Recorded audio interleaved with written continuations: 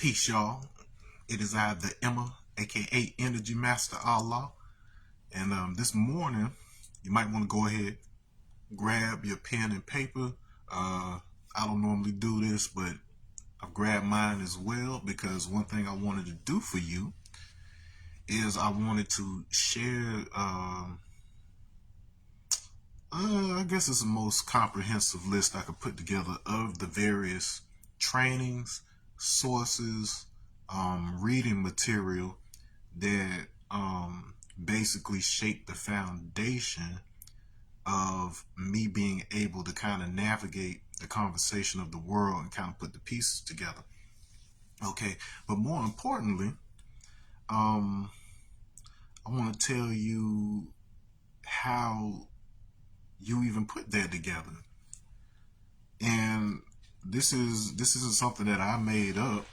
It's something that I discovered, but then came to find that this was something that has been used by your your top figures throughout history, whether it be your yogis or these spiritual figures, like different people. It's basically, I don't know how many are articulating it in this way, but this is what I discovered as a result of engaging with those things. But basically, your mind isn't just something that's isolated to the brain at all. You know, you'll hear people talk about how it is something that is throughout the body and even extends beyond the body. And the reason that's important is because it gives you an idea of how you actually access information and how you organize that information. And so it's not enough for you to just gather information, but you also have to organize it. Perfect example. If you're old enough to remember PCs, personal computers from the 90s, early 2000s, whenever, you had this thing called defragmenting. And so defragmenting was basically like if you've been using your computer for a long time and you've been moving files around, you've been deleting stuff, basically that information would be kind of scattered all over your hard drive. And as a result, it actually took up more space and it slowed down the way that the computer could find data, find information and stuff. And so if you could go into your settings, you could hit that button that says defragment, and it'll basically consolidate all that information so it's all packed into one space, and it makes it easier for the computer to find it all. And so that frees up some of its processing power in order to speed up those processes. So likewise, the way you are taught in school, at least when you're younger, you get one subject over here, you're doing the English. You got the subject over here, you go to a different teacher for science. Like if you're in junior high or high school, you go into different people for different information. You got one over here teaching the geometry, one over here teaching the phys ed, all these things. And so it's fragmented. It's basically like your teachers at that grade level make virtually no effort to show you how each of those subjects fit together, and it's kind of presented in this way to where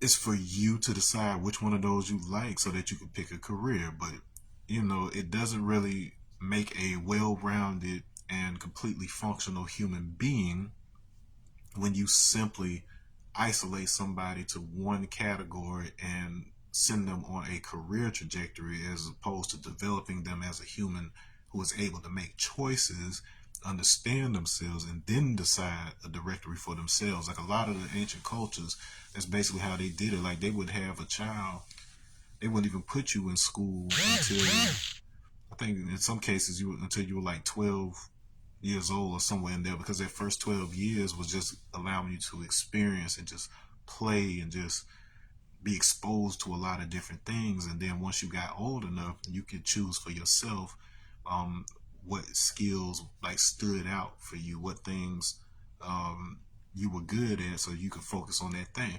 Nowadays, you know, you take that out of the equation And you got people training for things that may not be their best thing because that's the industry that's making the most money right now. So it's like, so your trajectory isn't even based on what you need as a human soul.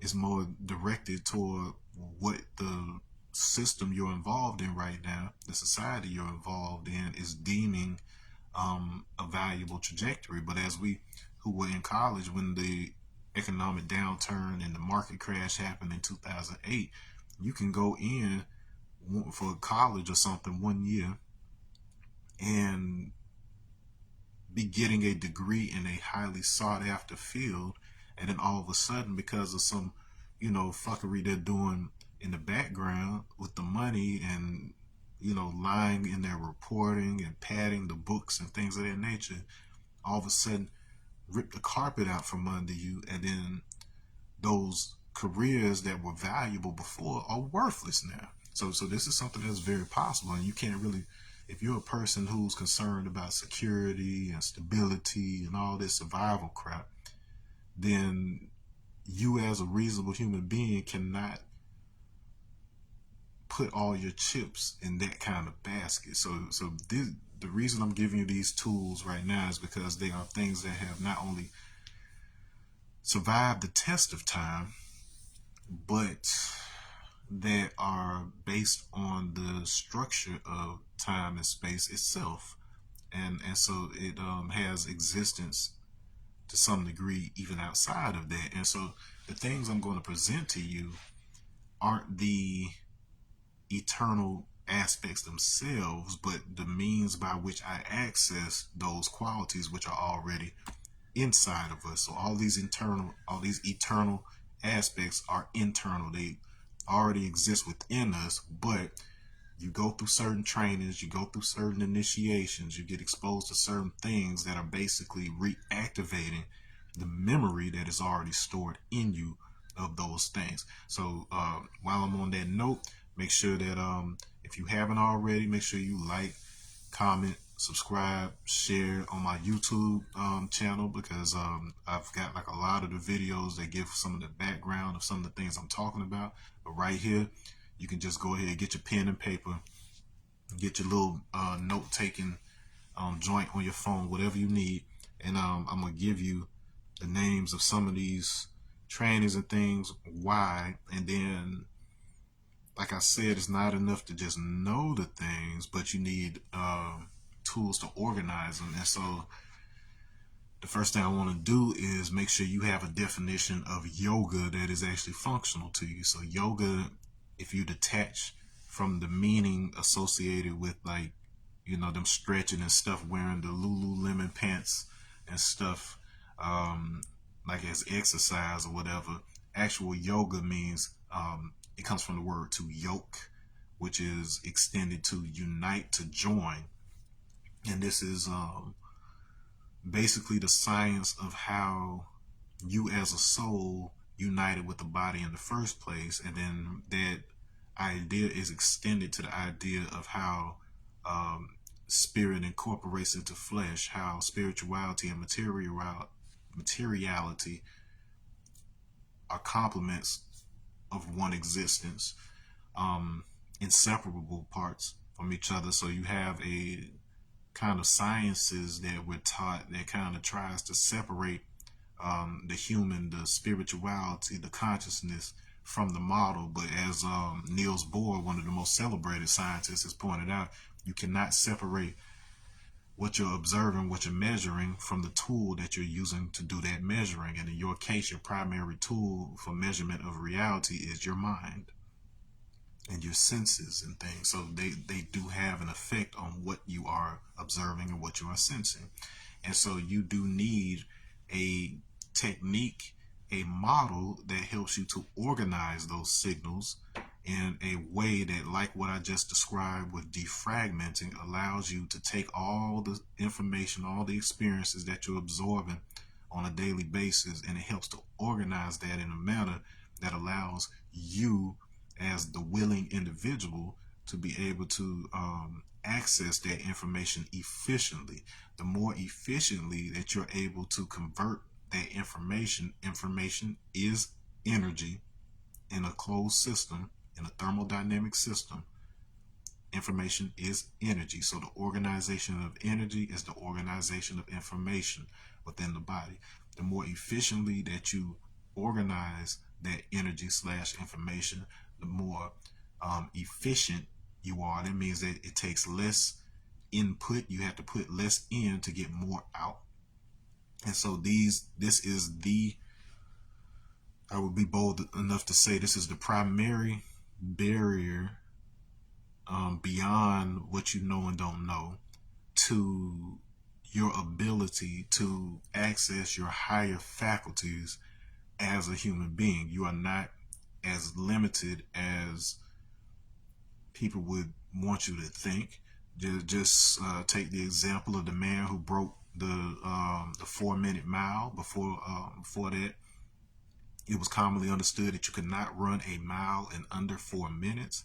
As soon as one person did it and the world found out about it, it started happening all the time. People kept breaking the record, getting it lower and lower. But keep in mind that for every single year, every single decade, century, before that man broke that 4-minute mile, humans believe as a fact and without a doubt that you could not run a mile in under 4 minutes. But look at us now.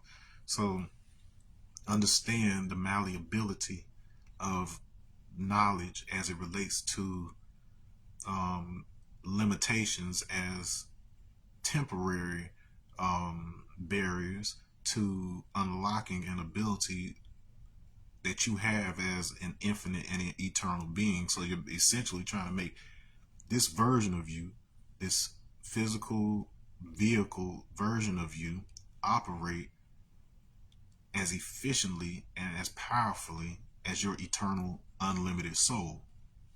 Okay, so that's what you're doing in this life. So I know, I was raised Christian as a child, and I know that at times it can seem like this paradigm of everything only happens after you die, which is, it's not wrong to an extent, but the thing that's happening when you die is also accessible while you're alive, and if you know how to access the proper state. So we'll talk a little bit about that. I thought I had my phone on Do Not Disturb already, so I've remedied that. Try not to be rude. But anyway, so yeah, so it's like, so you do have access to it, and it allows you to more efficiently and effectively prepare yourself and others for, that being in that other state that you're in after you go. Okay, and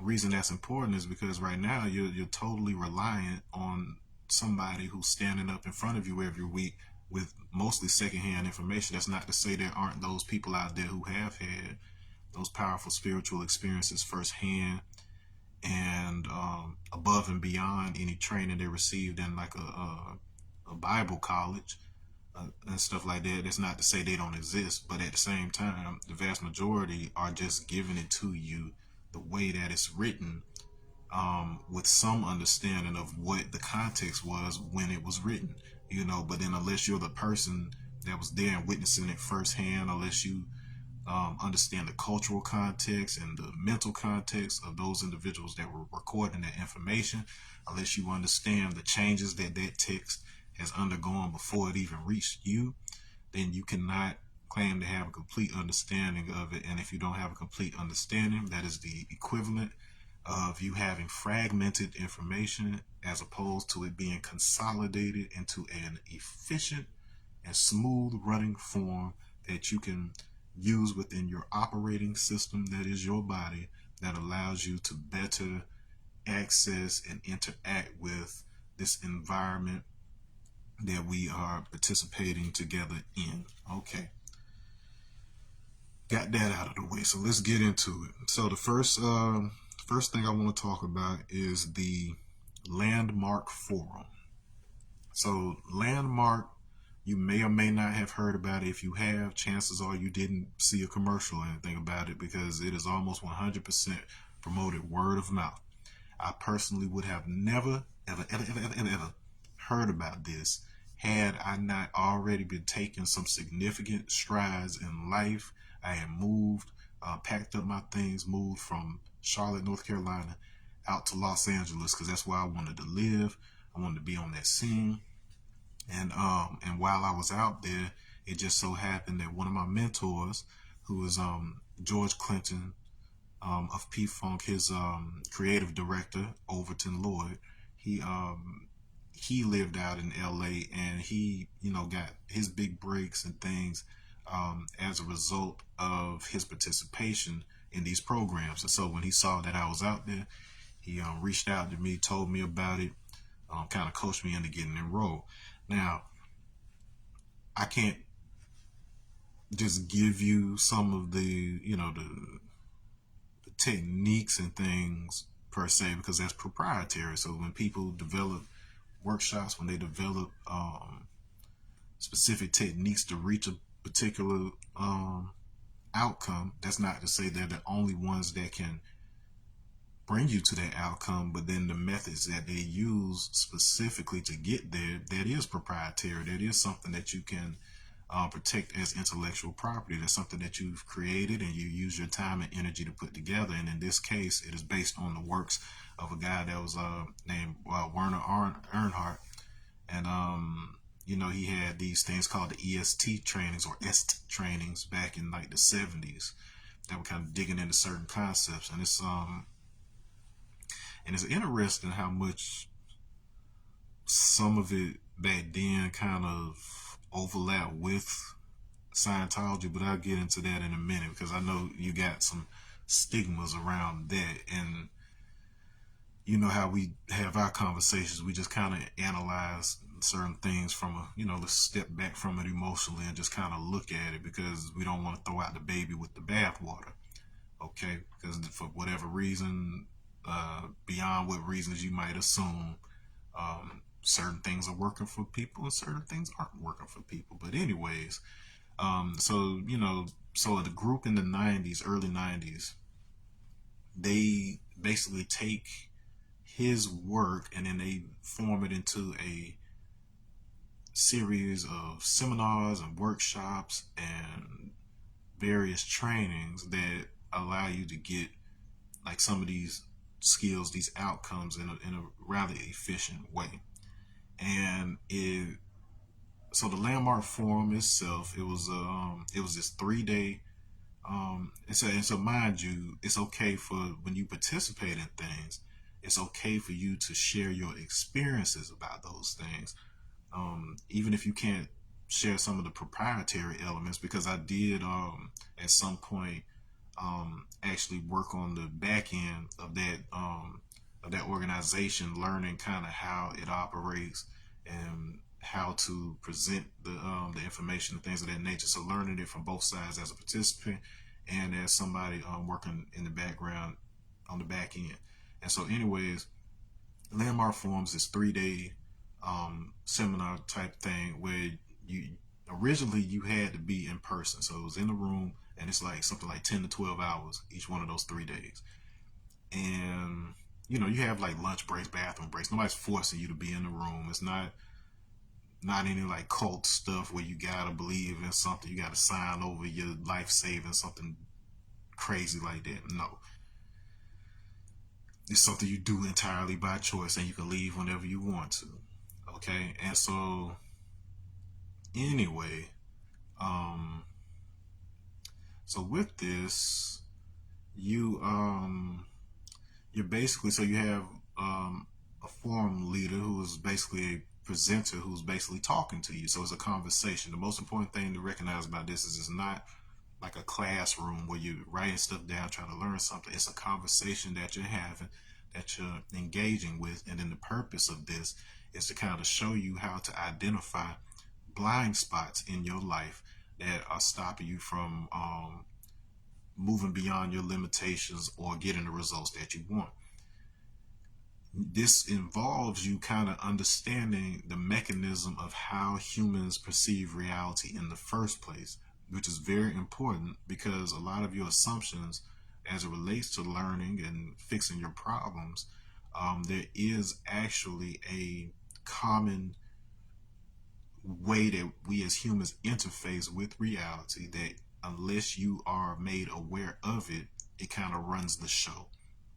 Like there's no way for you to turn your eyeballs inside and know about this thing unless somebody is aware of it and points it out.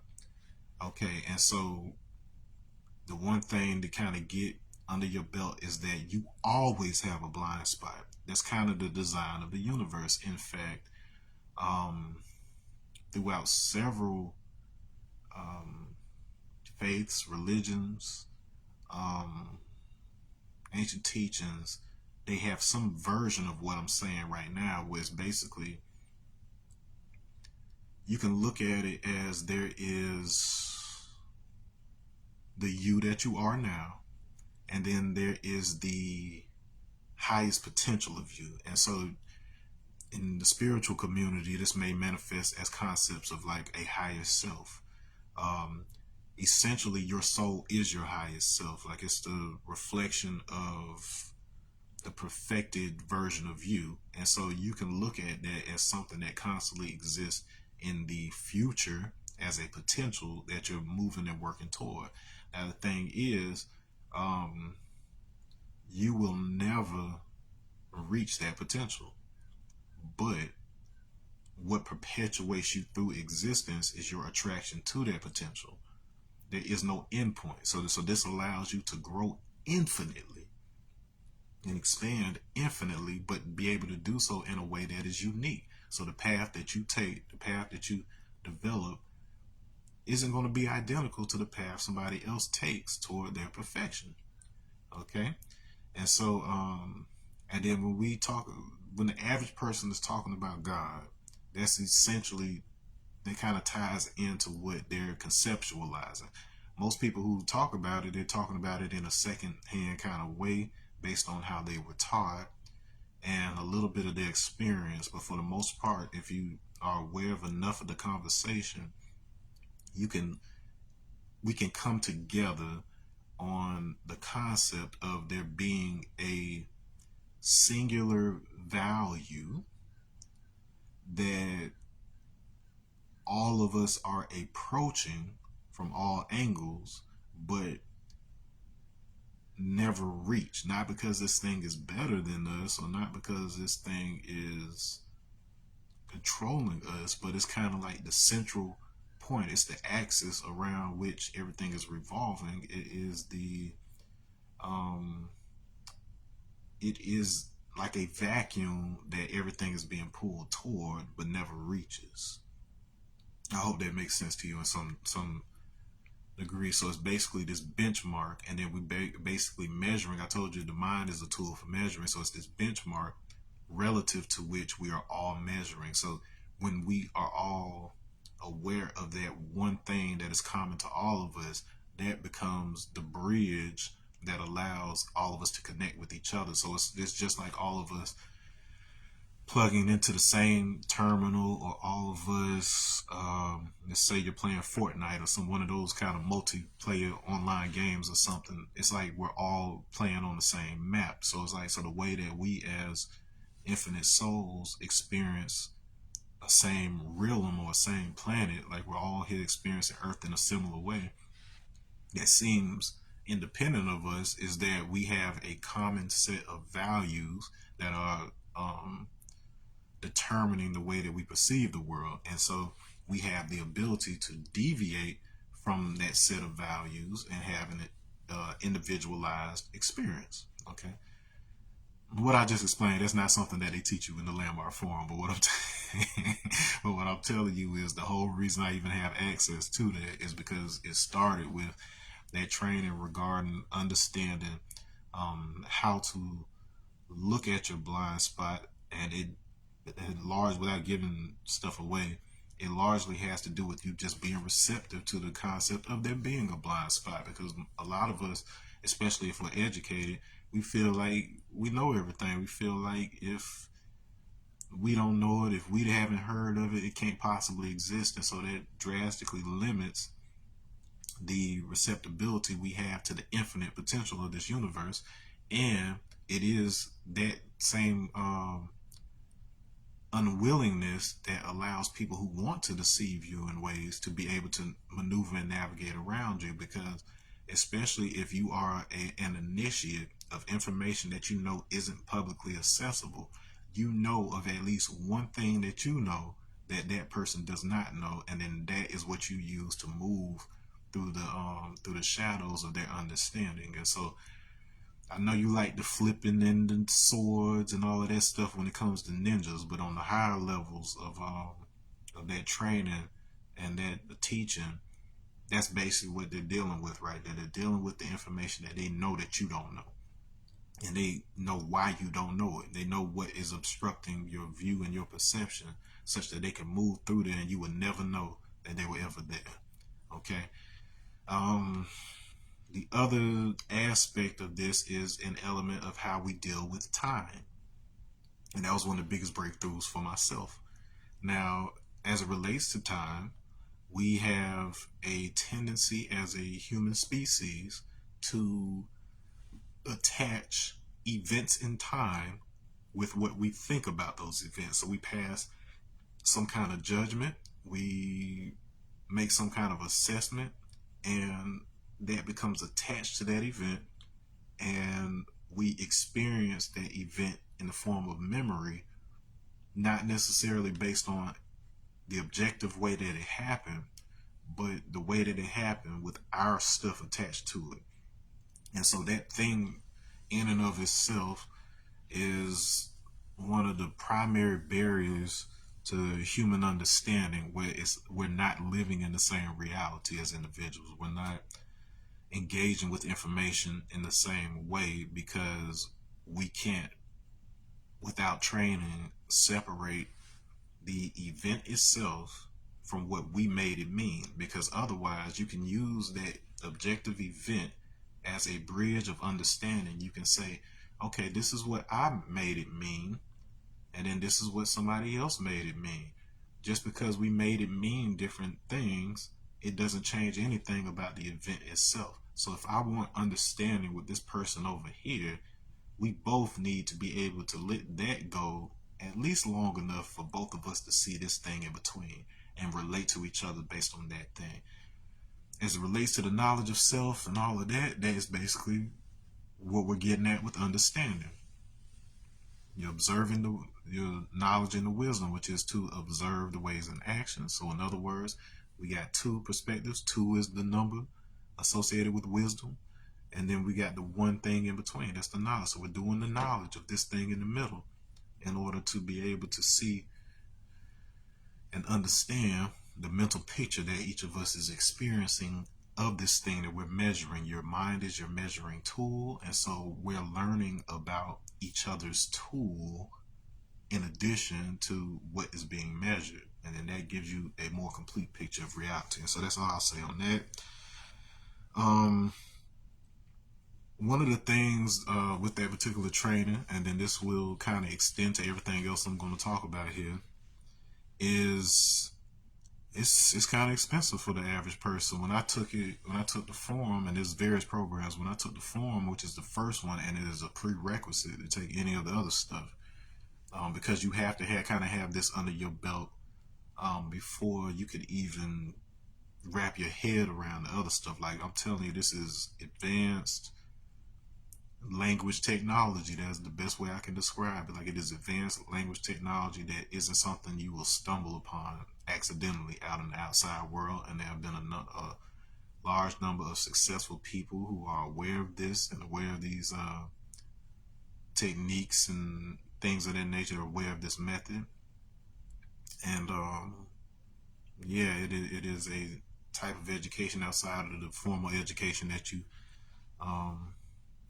used to. Is they call it transformational education. What does it take to actually transform you into an entirely new being as a result of the way you're interacting with the world? Because the old version of you had certain habits and preferences and attachments and perceptions, and then that were limiting you from becoming the person that you needed to grow into in order to be able to expand the results, right?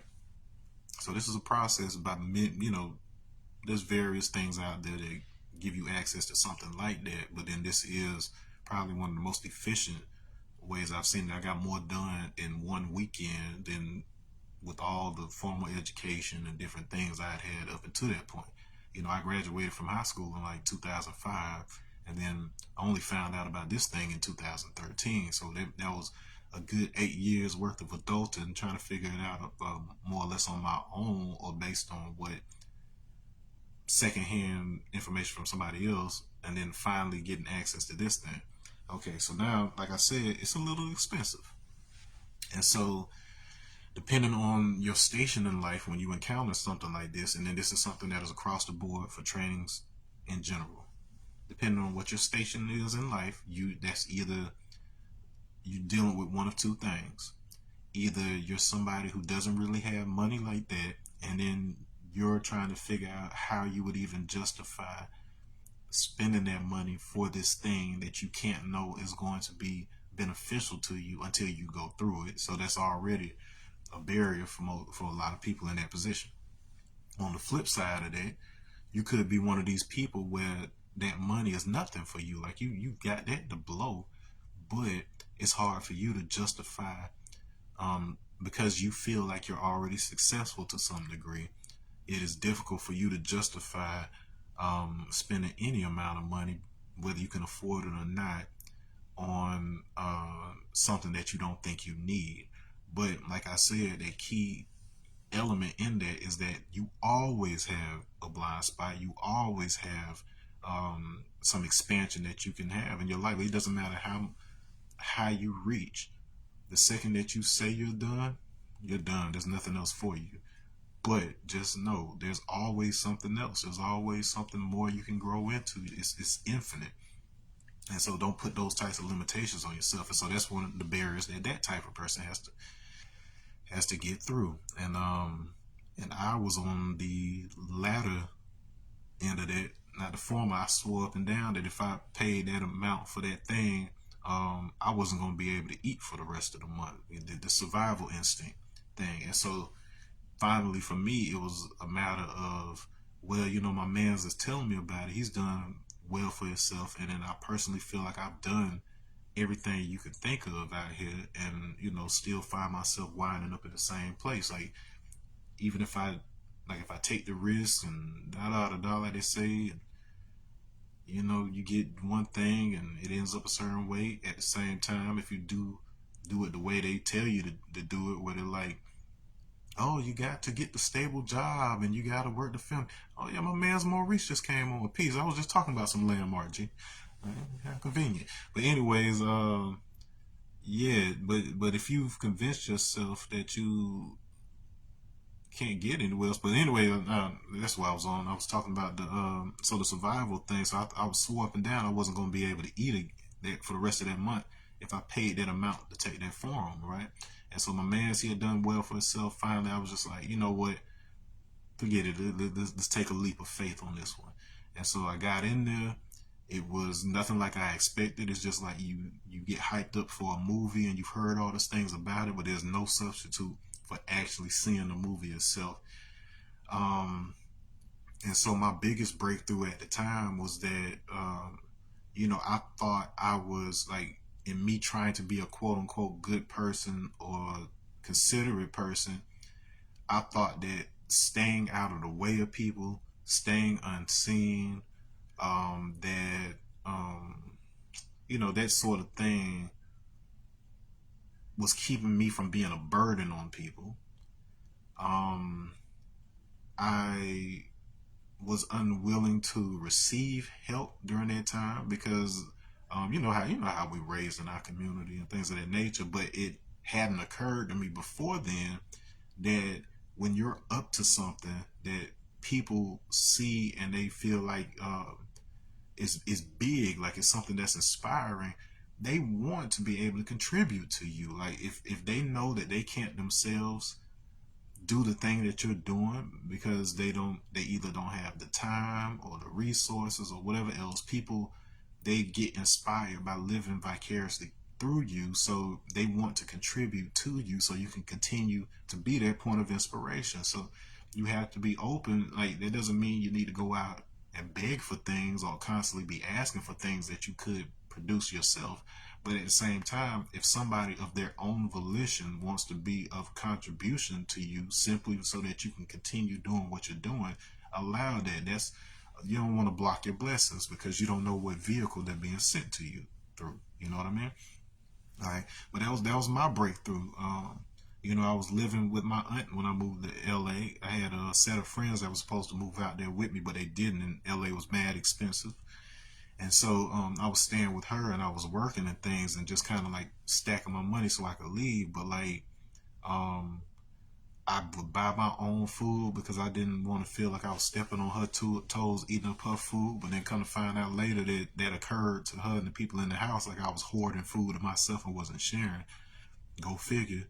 And and then on top of it, when I first moved out there in the first place, she told me that I had access to anything I wanted to. If I wanted to eat anything that was in there, it was cool. But then in my mind, I felt like, oh, I don't want to be a burden. Let me go buy my own stuff so I don't have to do that. So I just kind of slapped her offer without even realizing it. So we do those types of things all the time as human beings, and we think we're, doing it to be kind, but you can't possibly know what occurs to somebody else as meaningful, as kind, unless you check in with that person and actually have a conversation with them to see if the thing, like, it's like the dude that brings roses and chocolate for to every girl that he meets that he's dating, right? But he doesn't know if she's allergic to roses or chocolate and stuff. So like, it doesn't just automatic. It's not just automatically something that she's gonna like, So, but that was my takeaway from it. And so, on the financial aspect of it, this was this. So I actually had. So when I was in one of the other programs, like I told you, I was on the back end of it, like kind of learning how the process works, how the whole thing functions. Um, I brought up, like, I can't recall what the whirlwind of factors were at the time, but I remember bringing up to my coach. I said, I was like, okay, well, let's say that one day everybody in the world at the same time suddenly got it, and they all wanted to register for this program. Like, they understood what the value of it was, what that would mean for them and the world and their lives and things of that nature. If everybody got it at one time and they wanted to register, I was like, the whole world would shut down because nobody would want to be doing the thing that they're doing right now, that they're only doing because they thought they had to do it. There's not sufficient enough staff and resources to be able to provide those services for them if that happens.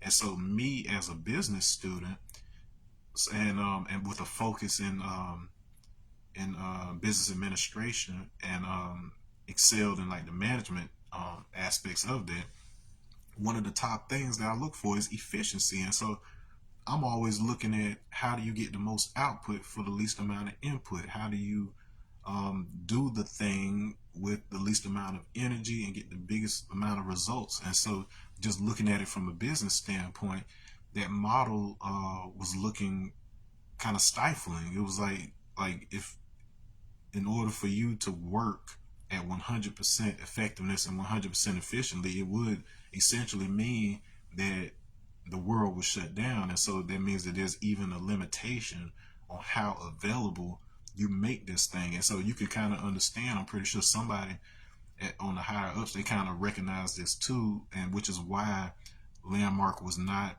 like advertised. Like, you weren't going to see a YouTube ad or a billboard about it. It was mostly by word of mouth because these were people who were sharing their experience of it.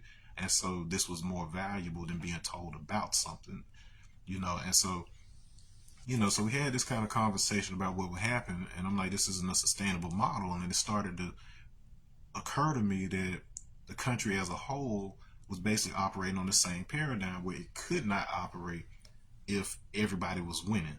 And then I was playing the game of everybody wins at that time. Like, what does it take for you to get what you want and you to get what you want. Not in order for somebody to get something, somebody else has to go without. Like, what does it take to create that world where everybody wins? And then when I looked at it, I was like, nah, the world's gonna shut down. I kid you not. Like a month later, after saying this, the world shut down with the pandemic, and the program had to make some adjustments to where we started doing our thing online. So everybody started learning how to use Zoom and programs like that. So mind you, during that time, like I had like health issues going into that, and on top of it, I was going back and forth, 2 hours back, 2 hours there, 2 hours back, from Macon to Atlanta to attend these things. And now all of a sudden, everybody's just able to do it from the comfort of their homes. So it's this is what it means to see transformation actually happen. And then oftentimes that transformation comes as a result of breakdowns, and those breakdowns typically come from something that's in your blind spot, right? So it was kind of interesting to see the same concepts that we experienced on an individual level happen to the organization, the program itself.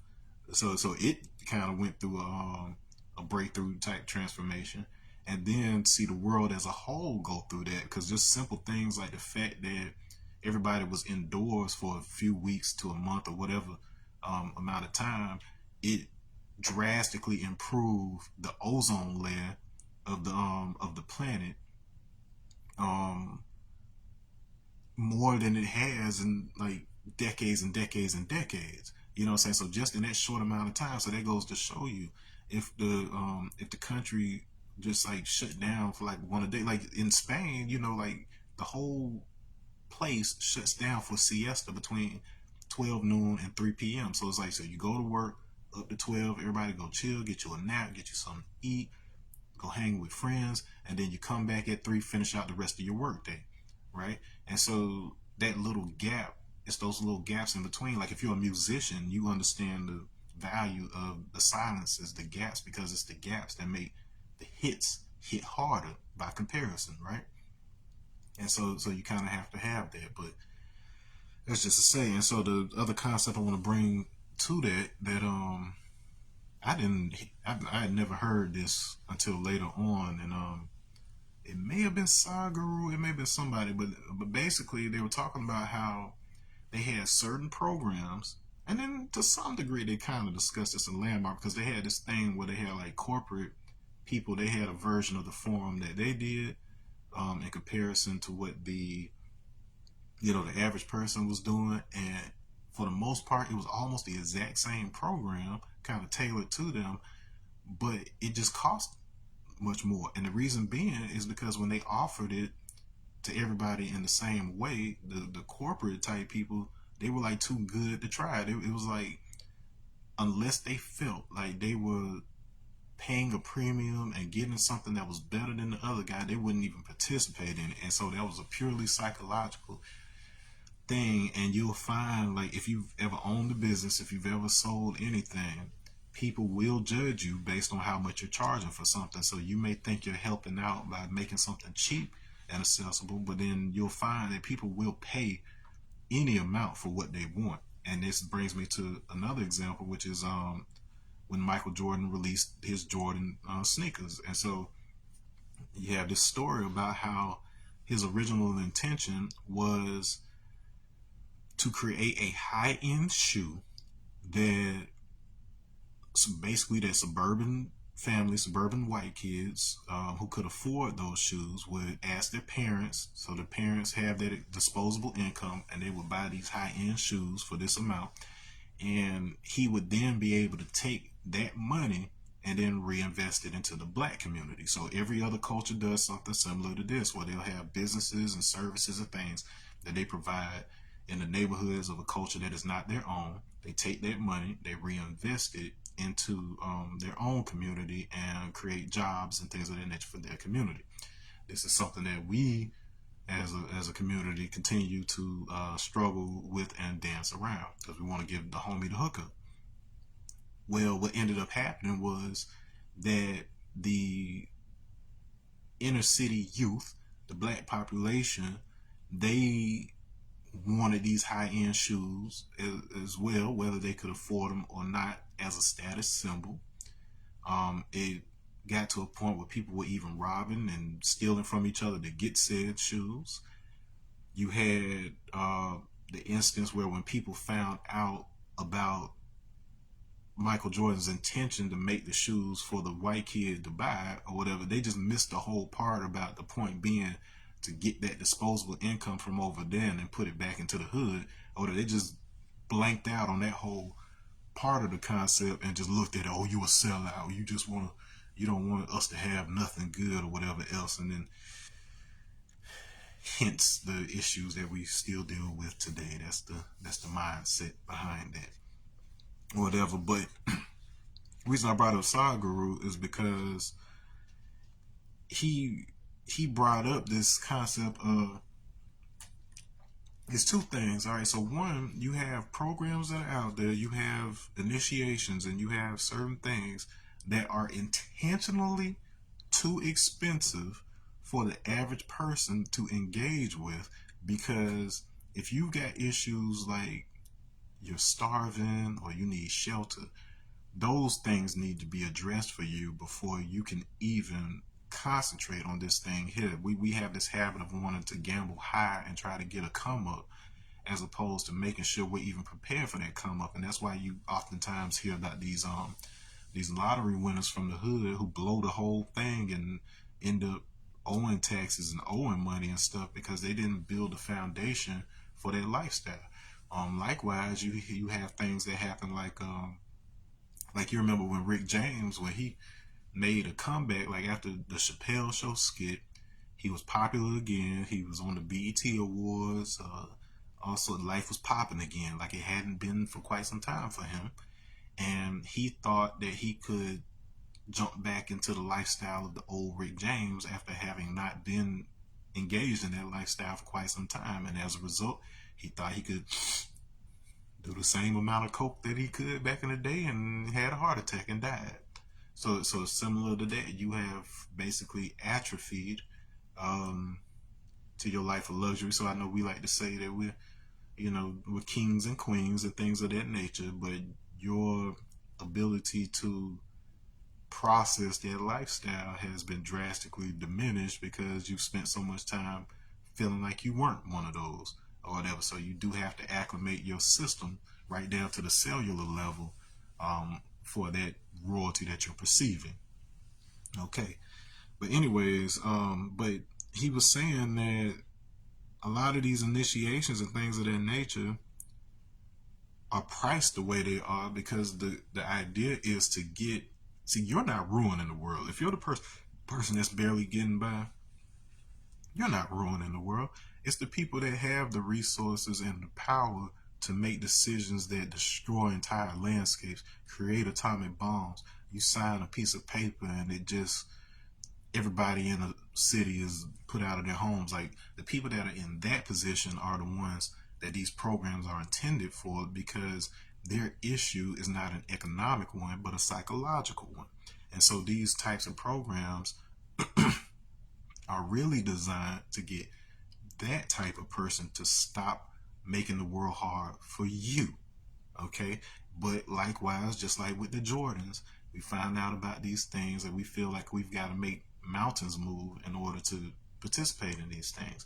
Whereas once you start kind of understanding the flow of things, you realize that once you are actually ready and your situation is in integrity, which is structural integrity, you are a foundation for those things to be built on top of you anyway. So it has been my personal experience that whenever I have built myself up internally and gotten certain things in order, certain things just attracted themselves to me. So that's the difference between me running around as a kid trying to get into like the music industry versus me during a pandemic sitting in one place knowing exactly what to say, who to be, and it attracting the individuals that were necessary for me to begin working with Wu-Tang. Okay, so that's the transformation that happens. Okay, and so I think I covered yeah. And so the other thing I wanted to add on to that was that the other thing that Sadhguru brings up, and it may have been Alan Watts, like, yeah, it may have been him too, but basically, you had these masters, like Buddhist masters, who their whole job was like you can reach enlightenment in a second. It doesn't take 30 years of meditation. You can reach it in a second. The only thing that you're trying to realize is that you and God are one. Like you, everything that you're seeing outside of yourself is within yourself. Like once you realize that, not just in an intellectual way, but to the point where that's starting to shape your reality, you got it. But it is that master's job to keep you basically running in circles until you get it. Like, because if you're one of these hard headed type people, like the average person who will come, he could give you the answer the first day you're there, and then in your head, like, oh, I can't be that simple, there's got to be something else. Show me how to do this technique. Show me how to meditate. You are that type of person. Admit it to yourself that, especially when something sounds entirely too simple. Like, oh, you mean I only have to hopscotch 2 inches and I'm there? No, there's got to be a catch. There's got to be more I got to do, so on and so forth. There are a lot of things in your life that you that are taking a long time, taking a lot of energy, taking a lot of money, simply because you are unwilling and unreceptive to the idea that it could really just be as simple as your word being powerful enough to manifest something. So this is the difference between the magical people you hear about in stories versus the worker bee that's running around killing themselves to get a little bit of something and hold on to a little bit of something. Just a jewel for you there. All right, so let's move on. I know I spent a good amount of time on just that, but it is the foundational training that kind of made me open enough to be receptive to, because once you're able to get around your own meanings for things and the things you project on stuff, you can kind of start operating with the world a little more objectively, more scientifically, be able to put things together, do that alchemy that makes things manifest. Okay. All right. So after this, like I said before, that is a language technology that ultimately led to me meeting and working with Wu-Tang. Now, one of the things that ended up happening during the pandemic, while things were shut down, of course, you saw all this stuff that was popping off with blockchain, Bitcoin, cryptocurrency, all of that stuff right there. And the vast majority of you understand this and interacted with this from a standpoint of, oh, I can get rich quick. So we're right back in that survival loop. However, when I was actually involved with a group of individuals who were building a platform for that, and I got the chance to learn not only how that type of system works, what its benefits are, but I learned a lot about how money actually works. Because we use the money kind of like you drive a car. You can drive a car all day and not necessarily know what's up under the hood, but if you know what's under the hood, you are able to build cars and make money from building cars. And so once I started to understand what was up under the hood, I realized that what was at stake with this concept of a blockchain is that you have an open ledger, transparency, because most of the problems we ran into back in 2008 was the fact that we did not have access to their books and people were lying in those books. Well, the point of the blockchain was to create a system where you could see every transaction and there was no way to edit it. And so that basically made it easier to do trustworthy business between people. If you were going to get scammed, it was mostly on a psychological level. Somebody had to convince you of something, like giving up your passkey or whatever, but because it's like so heavily encrypted that the only way they could possibly get it is if you hand it to them. And so that has nothing to do with the system itself. It has to do with you as an individual, how vulnerable you are to psychological manipulation from another individual. So in that concept or whatever, you had a good situation to be able to build a foundation of trust.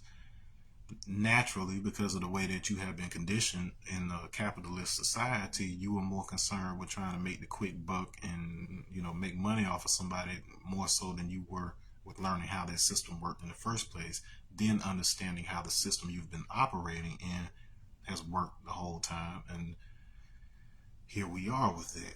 But in the midst of all this, with that group of individuals I was working with, who were plugging into some interesting international level type stuff, I was introduced by a high ranking military officer with high clearance to a video called uh, The Last Flag Standing.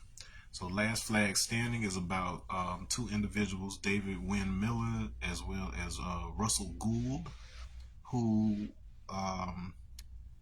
due to certain circumstances, so David was a lawyer and a high ranking Freemason who's a judge basically took his kids from him in like a divorce dispute type of sort of things, and gave him the reason that he did it because he could do it.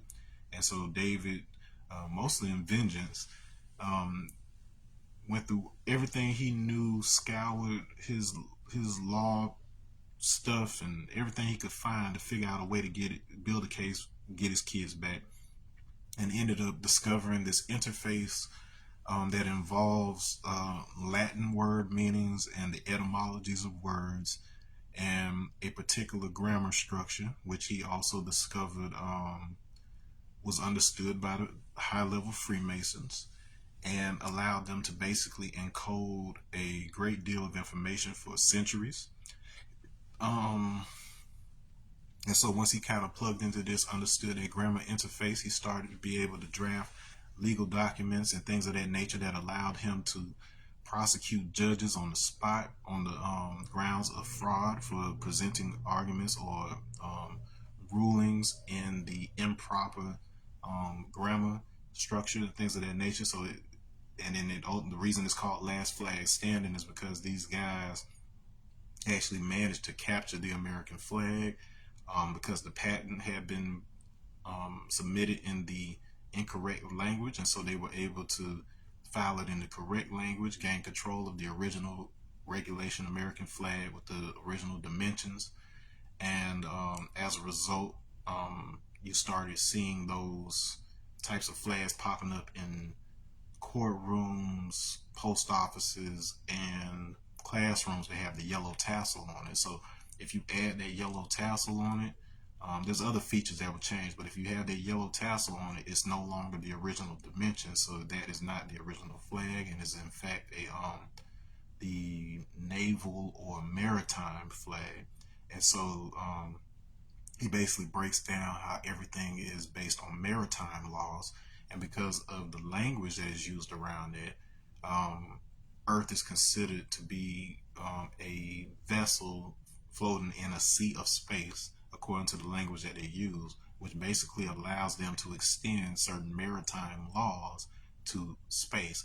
This is why you'll find that one of the early branches that even though the Air Force was large, so you had the Army and then Air Force, stuff like that were largely involved with the aeronautics involvement of the government later on. You had this component of the Navy that was very much involved, and a lot of people don't know about it. And it was mostly because the Navy understood how to make vessels that were airtight, because you had to be underwater, deep pressure, or whatever. So a lot of these same types of vehicles were the ideal type of model for going into space. Now, when we get into some of the more deeper, aspects out there, you'll see that there is this powerful correlation between water and space that does take some explaining, but just keep that under your hat.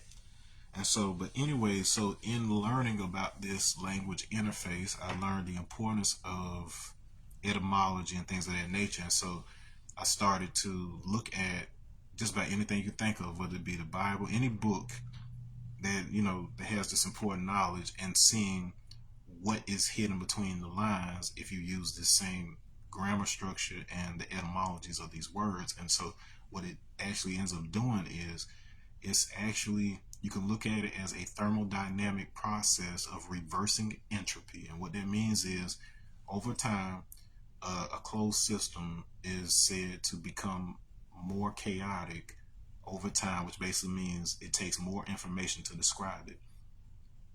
If you understand the steps that were taken for it to get to that chaotic state, you can reverse that and simplify that information so that the entropy of that system is lowered and it works more efficiently.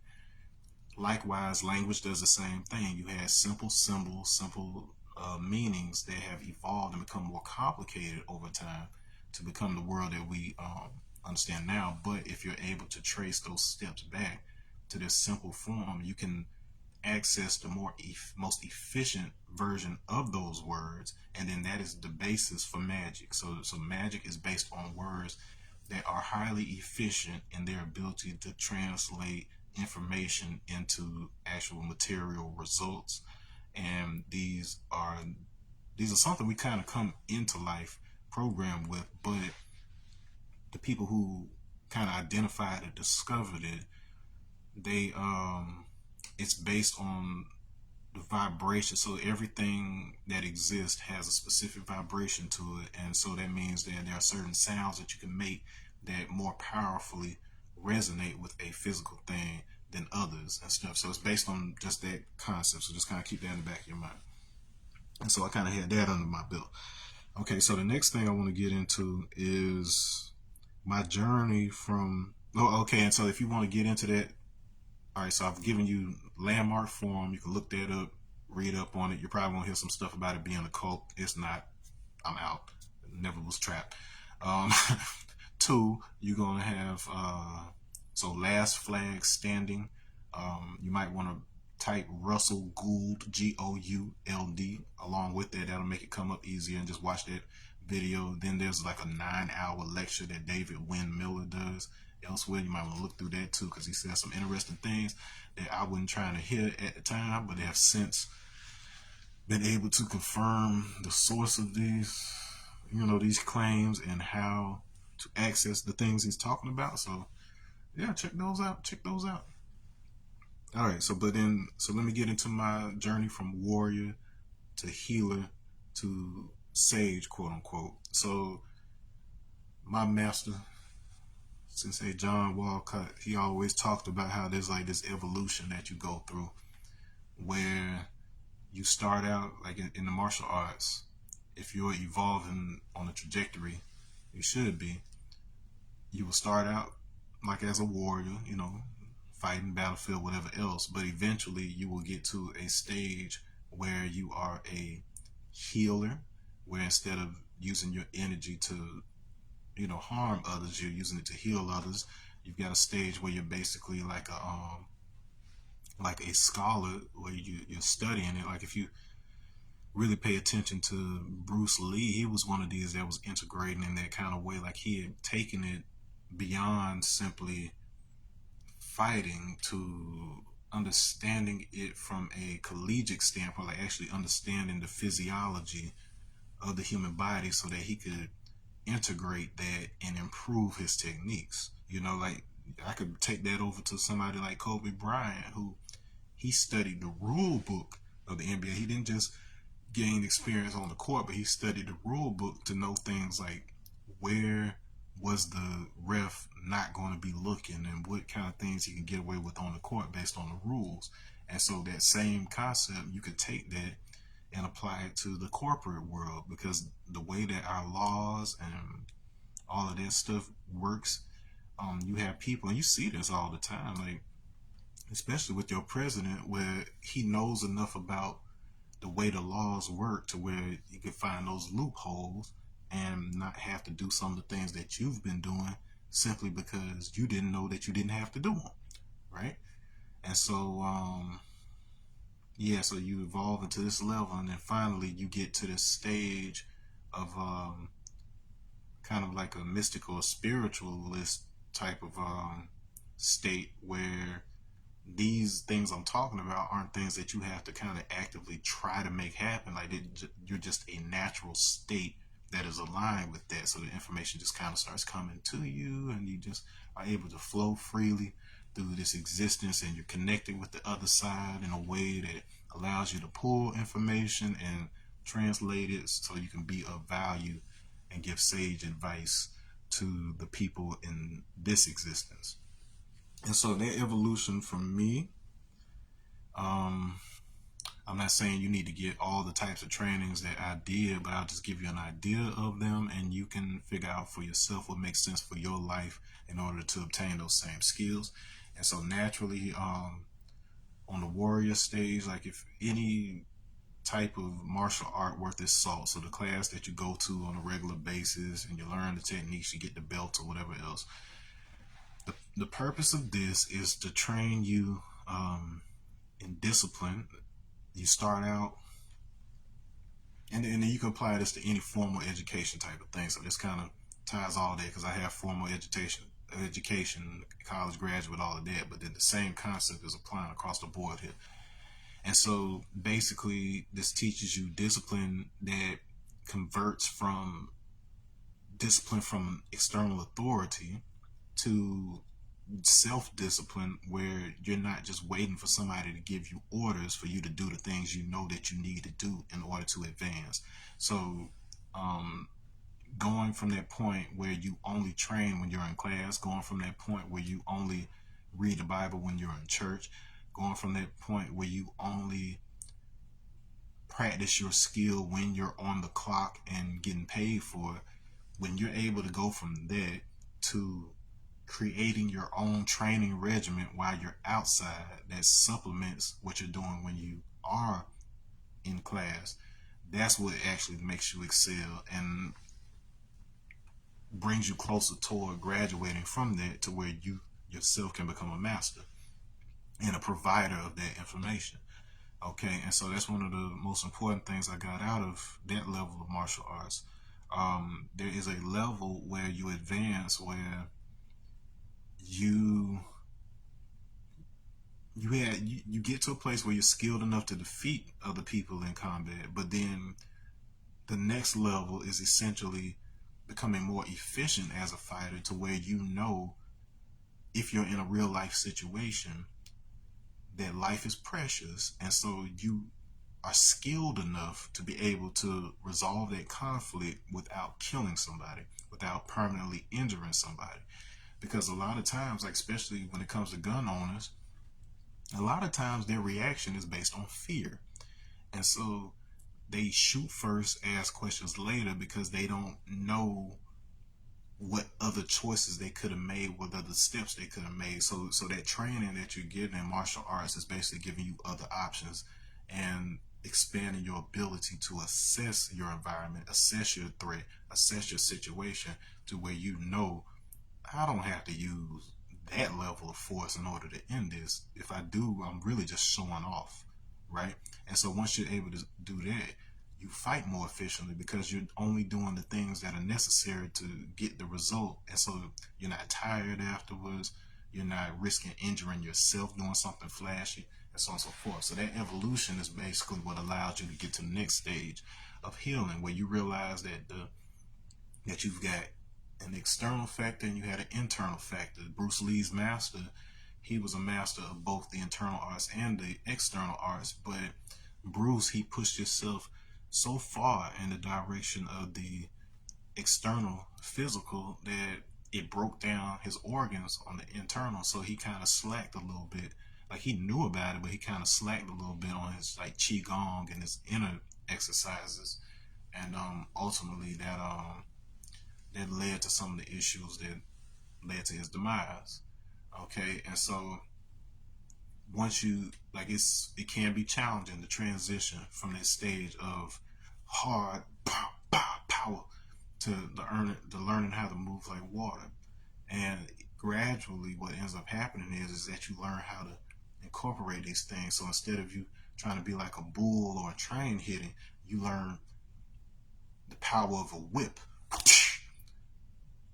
Because a whip, it produces more force in a small area than what you're doing with this, such that it pierces and it causes more of an impact, more damage than you could produce, but it's doing it with less energy. And so that's the difference between me trying to just hit something like this versus me whipping it.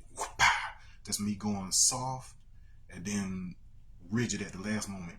Pow! Pow! I can produce more speed that way. And that speed translates into force. Okay, and so when you learn that fluid dynamic, when you learn that, it allows you to also become aware of what's happening inside of the body. Because when I'm moving the arm slowly, I'm not just focused on the arm, I'm also feeling what these muscles are doing.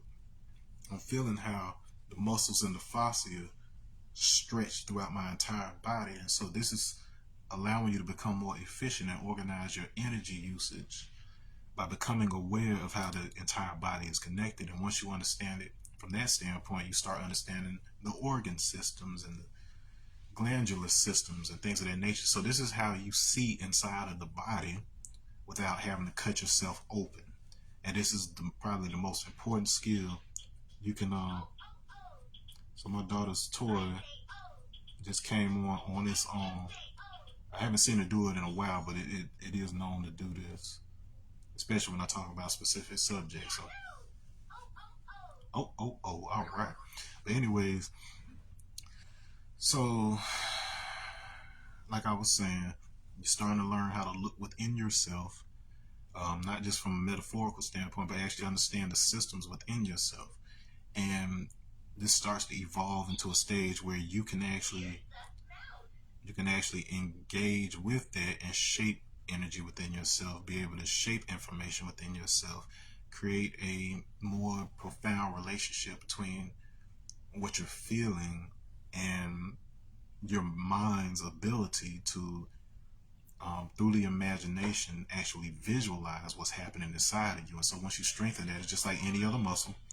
Hold on a second, let me take care of this, because it's saying every alphabet and doing all kind of the most over here. But ain't nobody even over here with it. It's just something that's doing on its own. Madness. Please stand by. We'll continue shortly. Let's get some circulation going on in here. Okay, and we're back. Hope you had a nice little break from the possessed toy in the room. But anyways, so yeah, so this is where you start getting into the concepts of how you organize information within yourself, which brings me to the next aspect. So one of the biggest things that opened up everything for me is sacred geometry. You probably seen the videos online, you probably whatever, but unless you came at it from the steps that I just described, you probably wouldn't even realize what that's actually giving you access to. So through the actual drawing of sacred geometry, like getting out a compass and a T-square and whatever else, this is why that's such a huge concept in Freemasonry or whatever. All right. Hold on a second. Come in. Oh, is it locked? What do you need? Hold on, it's probably my dog. Hey, mama. Hey, baby. Daddy's doing something. What do you need? No, that's mommy. Close the door, please. Thank you. All right. She's waking up. That's why I usually do these videos pretty early, so that doesn't happen. But I'm back. But anyway, so sacred geometry. So you learn. So these, if you think of them as the basic information systems of the universe, these early thought forms on which all other shapes and thought forms are based. If you look at it that way, you start to train yourself. So once you kind of have an understanding of how to assess the way that energy is moving through your body from the other skills that I mentioned, then these shapes basically give you organization tools for assembling information. Now, this is a great place for me to bring up how a search engine works. So when you use Google, what it's doing, instead of it, every time that you do a search, instead of it having to comb through the vast and ridiculously large amount of information that's on the internet, every time that it finds a result, it improves its ability to find that result, and it organizes it and it basically prioritizes information based on how useful it is, how often people are accessing that information. So your brain is doing something very similar. Like all the best innovations of technology are based on systems that your body already does. And so it has this process of prioritizing information so that you can access it more quickly and more efficiently. This is what they call search engine optimization, SEO. Okay. And so this is essentially what's happening with sacred geometry, because all of these geometries are found in the body. If you understand where these are located in the body, you can figure out what parts of you correspond to objects outside of you in your range of vision and around you. It begins to give you access to extend the senses in that way. So the brain starts to organize information in a way to where it, when it encounters those same shapes and objects and things out in nature, or even within the stuff that you eat, when it breaks it down to certain shapes, so your body is able to detect that.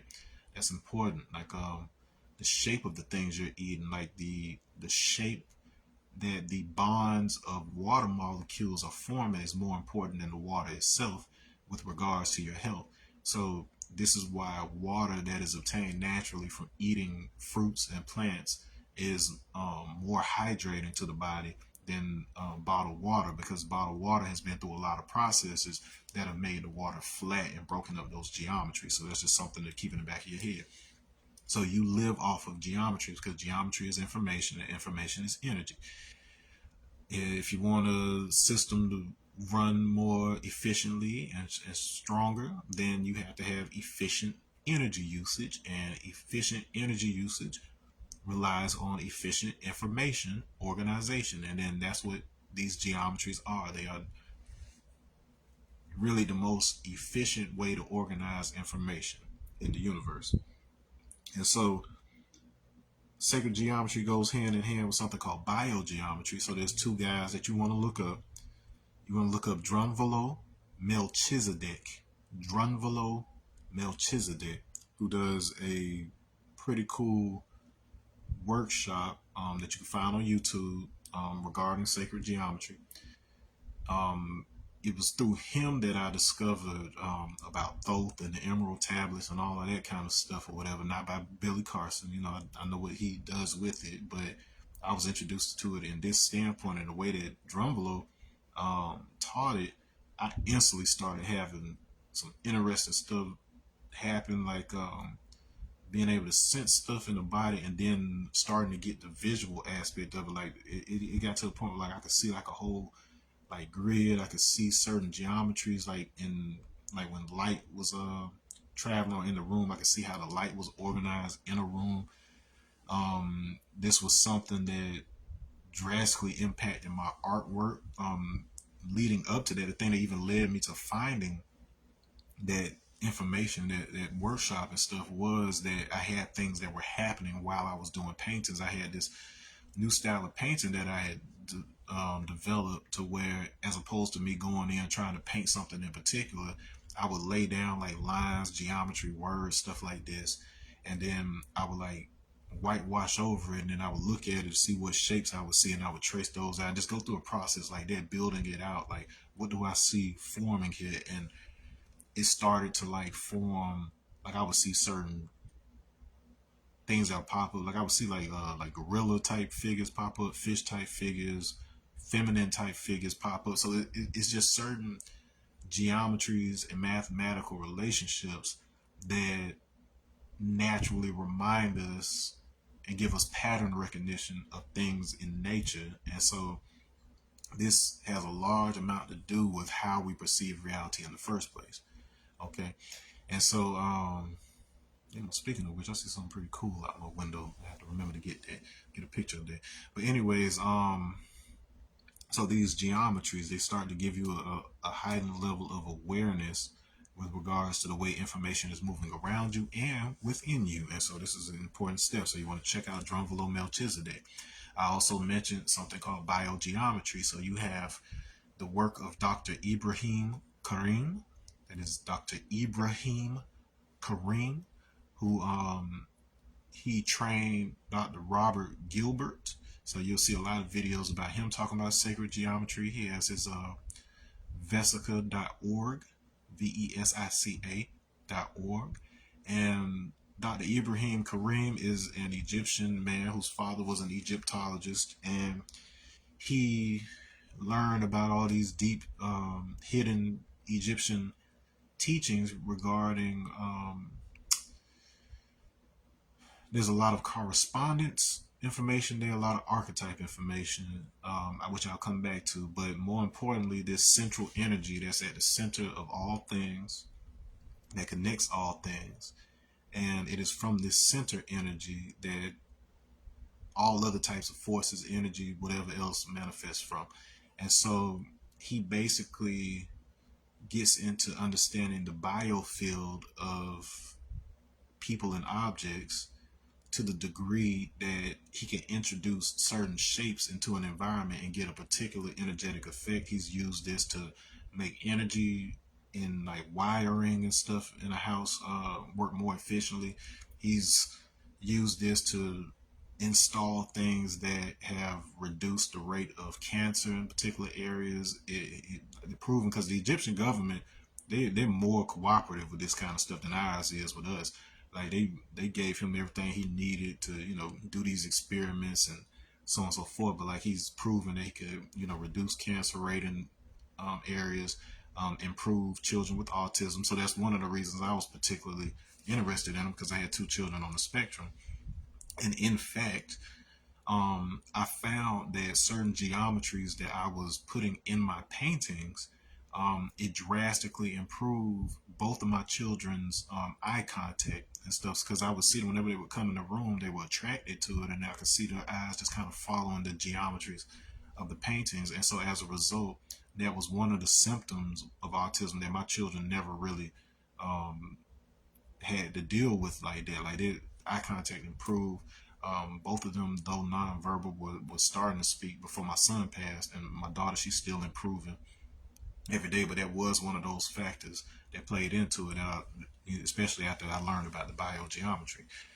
But anyways, I told you he deals a lot with correspondence um, and archetypes, and then, as I said before, through Drumvalo Melchizedek's workshops, that's why I started to learn more about Thoth. And so naturally, what comes along with that is um, you got the seven Hermetic laws. And so these Hermetic laws are: one, everything is mind; two, and they correspond to the chakras, that's what I'm pointing. Two, the law of correspondence: as above, so below, so within, so without, all of that kind of thing. Um, Throat, you got a law of vibration. Everything is based on a vibration, a to and fro type of thing. You got the law of rhythm here at the heart, which basically says everything has like a cadence to it. Everything has a timing to it, a certain type of ebb and flow on a certain schedule in the universe. Then down here, solar plexus, you got the law of cause and effect, which basically says every cause has an effect and every effect has a cause. It doesn't necessarily mean that it happens in one direction or the other, because potentials pull upon events as well, and it's just a matter of your perception, which thing you want to perceive as the causal thing, but it will have an accompanying effect either way. Below that, you've got the law of polarity, which says that everything has an opposite, something that is counter to it, and you need the information of both things in order to fully understand the concept between it. So these concepts, we have good and evil. You have to look at the thing that you like and the thing that you don't like, and then be able to find the bridge between those things, and then it will dissolve any difference between those two things, and it allows you more freedom to operate within that. And then finally, you've got the law of gender. So this is basically says that everything has, whereas polarity, you can look at those as two things that kind of cancel each other out. With gender, you're talking about two things that come together to make a third thing. So that means these are two things that are complementary and are compatible and designed to be something that comes together to produce another thing that is a combination of those two things. So that is the key difference between two things that are opposite versus two things that are complementary. And as you can see, it's part of those seven laws. So all of these are operative. And and affect you. And so this is not to say that, well, everything that you'll experience for the most part will have something to do with those, but there's other ways to arrange the laws of the universe. There's other ways to make them far more complicated, but this is the simplified form that we were given in this particular version of reality to be able to navigate and be able to steer this ship. Um, okay. And even that you can kind of do away with once you have enough mastery of it, because once you understand that everything is one and you're kind of operating freely, you don't even need to break it down that much. But anyway, so Dr. Ibrahim Kareem, he talks about these correspondences. So that's to say that two things that are the same size and shape will likely respond in a similar way to stimulus, like certain vibrations and things of that nature. And he extends this to color, sound, light, and just about anything you can think of. The easiest way to understand this is that everything has a value, and I've said this in another video, where if I have I have the fifth note on a piano, so we got do, re, mi, fa, sol. So sol is my fifth note. In a rainbow, my fifth color is, so we got red, orange, yellow, green, blue, but there's more colors than those seven, but we won't get into that right now. But if I'm going with those seven, I go red, orange, yellow, green, blue. Then blue corresponds to sol. All right, so my fifth note corresponds to my fifth color. And so this allows you to organize information in your system in a way that creates correspondences between these things and allows information to be exchanged between two things like sound and light and shape and music, whatever it may be. So this allows you to have a more efficient manner of wielding that information. Okay, reason that is extremely important is because that understanding is what created the symbols that you find in tarot, in Freemasonry, and a lot of these traditions, alchemy, all these things. These symbols are based on an understanding of these resonances and correspondences, which is why they are called magical systems in a lot of cases. Okay, and so this brings me to the next thing I was put on. But you know what? Before I even move on to that, there's another aspect. So if you have Hulu, look up a documentary called "You Don't Know Meme," Meme, and it's this. It's based around this guy Robert, R. Kirk. Hold on, I always mess up his name. R. Kirk Packwood, and he has a series of books talking about mimetic magic and the root social matrix, all this type of stuff right here. And basically, what he's talking about is the manner in which ideas, and then you can look in like the scientists combine Richard Dawson's work with Rupert Sheldrake's work, and this will give you an idea of how ideas, words, things of this nature, they have a way of multiplying through humans in a way that is very similar to how organisms reproduce. So the way that ideas are passed from one person to another and multiply. This is the concept behind the meme. When you start talking about the concept of a morphogenetic field with Rupert Sheldrake, where he's talking about how we have these fields of information that we have and we inherit and we are able to pass on that basically are informing the way that genes express themselves. It's basically those two concepts come together to show you how you could program physical reality. Okay, and so a large part of the reason I started painting the way that I started painting was because I had an experience where I was writing something. I was working on a book. So this is before even the book that I was working on recently. I was working on this book, and it was based on. It was kind of like trying to make like a mythological version of real events that was happening in my life, like regarding like when I met Wu-Tang and so on and so forth. So just kind of turning it into a story to kind of understand the factors that led to everything happening. And so while I'm doing this, I start to realize that this book was interacting with reality in a way to where I was starting to be able to predict the way that events was happening in real life. And this character emerged as a result of this, which I call Master Maverick, and I was inspired to make this mask that had to do with it. And we had a rap group called the Maverick, so it basically had the logo on it, and I made a mask associated with it. And what I found was I started having this thing happen where when I was writing or when I was drawing stuff, information was being drawn that I couldn't have known otherwise. And so I realized, so this was before I knew what channeling was. And this was like my introduction to channeling indirectly, to where information would come through this thing that I was like, I wasn't trying to make it be one thing or another. I was just like, I put down the geometries and then let it guide me to the next thing. And so I would learn things this way, look it up and find out these were real concepts or things that people are still trying to figure out. And that's where my journey really, really, really began. But this same concept, the same methodology is essentially where these various symbols come from that wind up in something like a tarot. So this is giving you a background and a basis for how these things work as information systems. All right, information organization systems.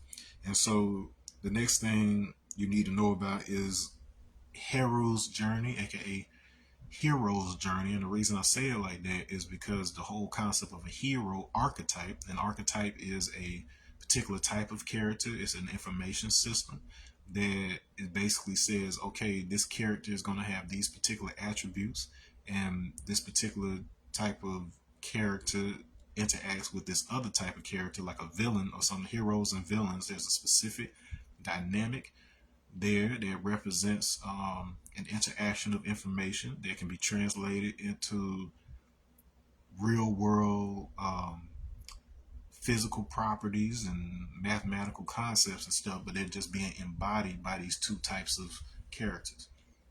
And so this archetypal understanding, the hero archetype, is actually related to Heru, who is Horus in the Egyptian teachings. And as the child archetype, Horus is that understanding I was talking about earlier, where you have to know the two sides and be able to see the thing that is in between them. So you can look at this as a membrane that's separating these two ideologies, but then you want to look at the membrane versus the two separate things so that you can have something in common. You can look at you as a solid figure, as a membrane wrapping a certain amount of information that it says all the information that's within that membrane is common to each other. And so you perceive that as you and as a body. So that is what the Horus concept, the Heru concept embodies. And it extends to this thing called the hero's journey. And so the hero's journey is basically, so like you've seen tarot, you've heard of tarot, you heard about fortune tellers and diviners and stuff like this. This has nothing to do with divining the future or any of that stuff. It only focuses on what are called the major arcana. So the major arcana are 22 cards numbered 0 through 21. And these represent the major symbols and archetypes that program reality. And so basically these 22 archetypes correspond to the 22 main letters of the Hebrew and Arabic alphabet. So you do have a 28 letter version of the Arabic alphabet. You do have a thing called final letters that extends the Hebrew alphabet out to at least 27. But we're talking about the main 22 core letters. They correspond to the 22 cards of the major arcana. Okay? And so it's this process that you go through where each one of the cards has a set of symbols that you're learning the meanings of them and their correspondences, and teaches you visualization skills where you have to stare at this thing for several minutes and then close your eyes and then rebuild that whole thing in your mind. Because what happens is, because of the way your mind works, when those symbols are organized, your brain is going to insert other information. It's going to, like, let's say I got a picture that's like a bird standing on some blue water. And then when I have it in my mind, I assemble it in my mind, I may see two suns appear in the sky in my mind, two suns that aren't on the card. And so that is your brain communicating something from your subconscious that you have to then translate. You say, okay, well, I know what a sun symbol means. How does that relate to these symbols right here? So that's one of the ways that you start learning how to read the way that your brain and your body organizes information. And so, and be able to pull things up from the subconscious, because your subconscious mind is picking up all the information around you all the time, but then your conscious mind, your left side of the brain, is prioritizing that information and cutting other stuff out. So this is how you access the all of it. And so, but anyway, so you go, so each one of these cards represents a different step in the alchemical journey. It doesn't have to do with you trying to turn some material lead into material gold, even though your understanding of these concepts may allow you to perform things that are similar to this. But alchemy is all about what you're organizing within yourself, the way that you're organizing information and energy within yourself so that you can unlock your latent abilities. And so each one of those cards represents one of those stages. It basically takes you through all these things that you may have to confront in terms of your own fears and your own holdups, your own preconceptions about the world. So you have to go through all that, get all that out of the way, and then you get the stuff where you start building back up towards your divine purpose. And essentially you get to this place where you have this sense of oneness with everything, but then you realize you start right back at the beginning. The first card, the zero card, is called the Fool. And this fool just walks through the world confidently and doesn't seem to have a care in the world. There's danger around him. And so there's two ways that you're a fool. This is either because you don't know anything, like you were in the beginning, or it's because you do know everything, and because of that you have no concerns. And so you'll notice you have the biblical saying that God takes care of babies and fools. Well, this fool seems totally unbothered, not necessarily just because of blind faith, but because he's done all the work and then he can leave the rest to fate. So that's the difference between you just blindly accepting something faithfully versus you actually having done the work, and then you know that you're good for the most part because you've done the work. And so to a person on the outside looking in, you can't tell the difference. You can't tell the person that's just out here acting a fool or just doesn't seem concerned because he doesn't know anything versus the person who is calm and chilling and laughing because he does know what's coming. And because he knows what's coming, he's not worried about it. And so you have to, in your perception, separate those two circles and stop collapsing them into one thing. Understand that there's a difference between, even if you look at a circle itself, if you go around a circle, 0 degrees and 360 degrees are in the exact same spot. It's just a matter of have you going on a journey, and that's the basic concept here. So that's something that you want to look up. Dr. Teresa Bullard, she has her new last name is a hyphenated one. She got married, but she was Teresa Bullard when I learned this stuff. And she found her program. She does a lot of things, not just the hero's journey, but she did a lot of the mystery teaching. So she's a good resource for all those various things, just to give you a lineup of what these things are. Whether you want to learn them or not, you're at least aware of what these traditions are and what people are out here using. Okay. As a addition to that, you also want to look into a book called The Raw Material. So the raw material consists of several sessions of this small group of individuals who were channeling a mind complex being. So in a previous video, I've talked about the relationship between fourth dimension and 3 dimension, where a fourth dimensional object passing through third dimension where we are would appear as several 3-dimensional slices of that 4-dimensional object.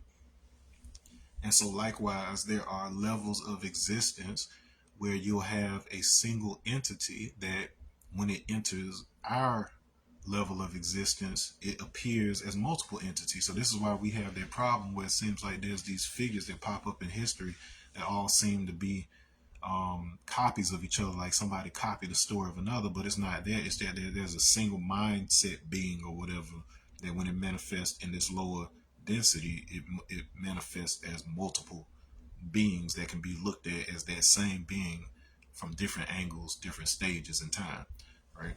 Okay, so this is how we end up with a Krishna and a Jesus and a Buddha and a Horus and all these people that have similar stories. Okay, so you can stop fighting about that. All right.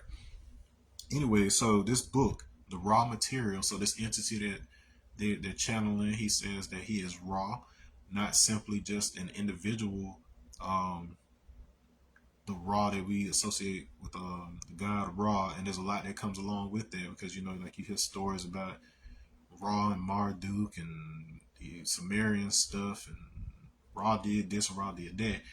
Well, once a soul has evolved, even if they had done those types of things when they were living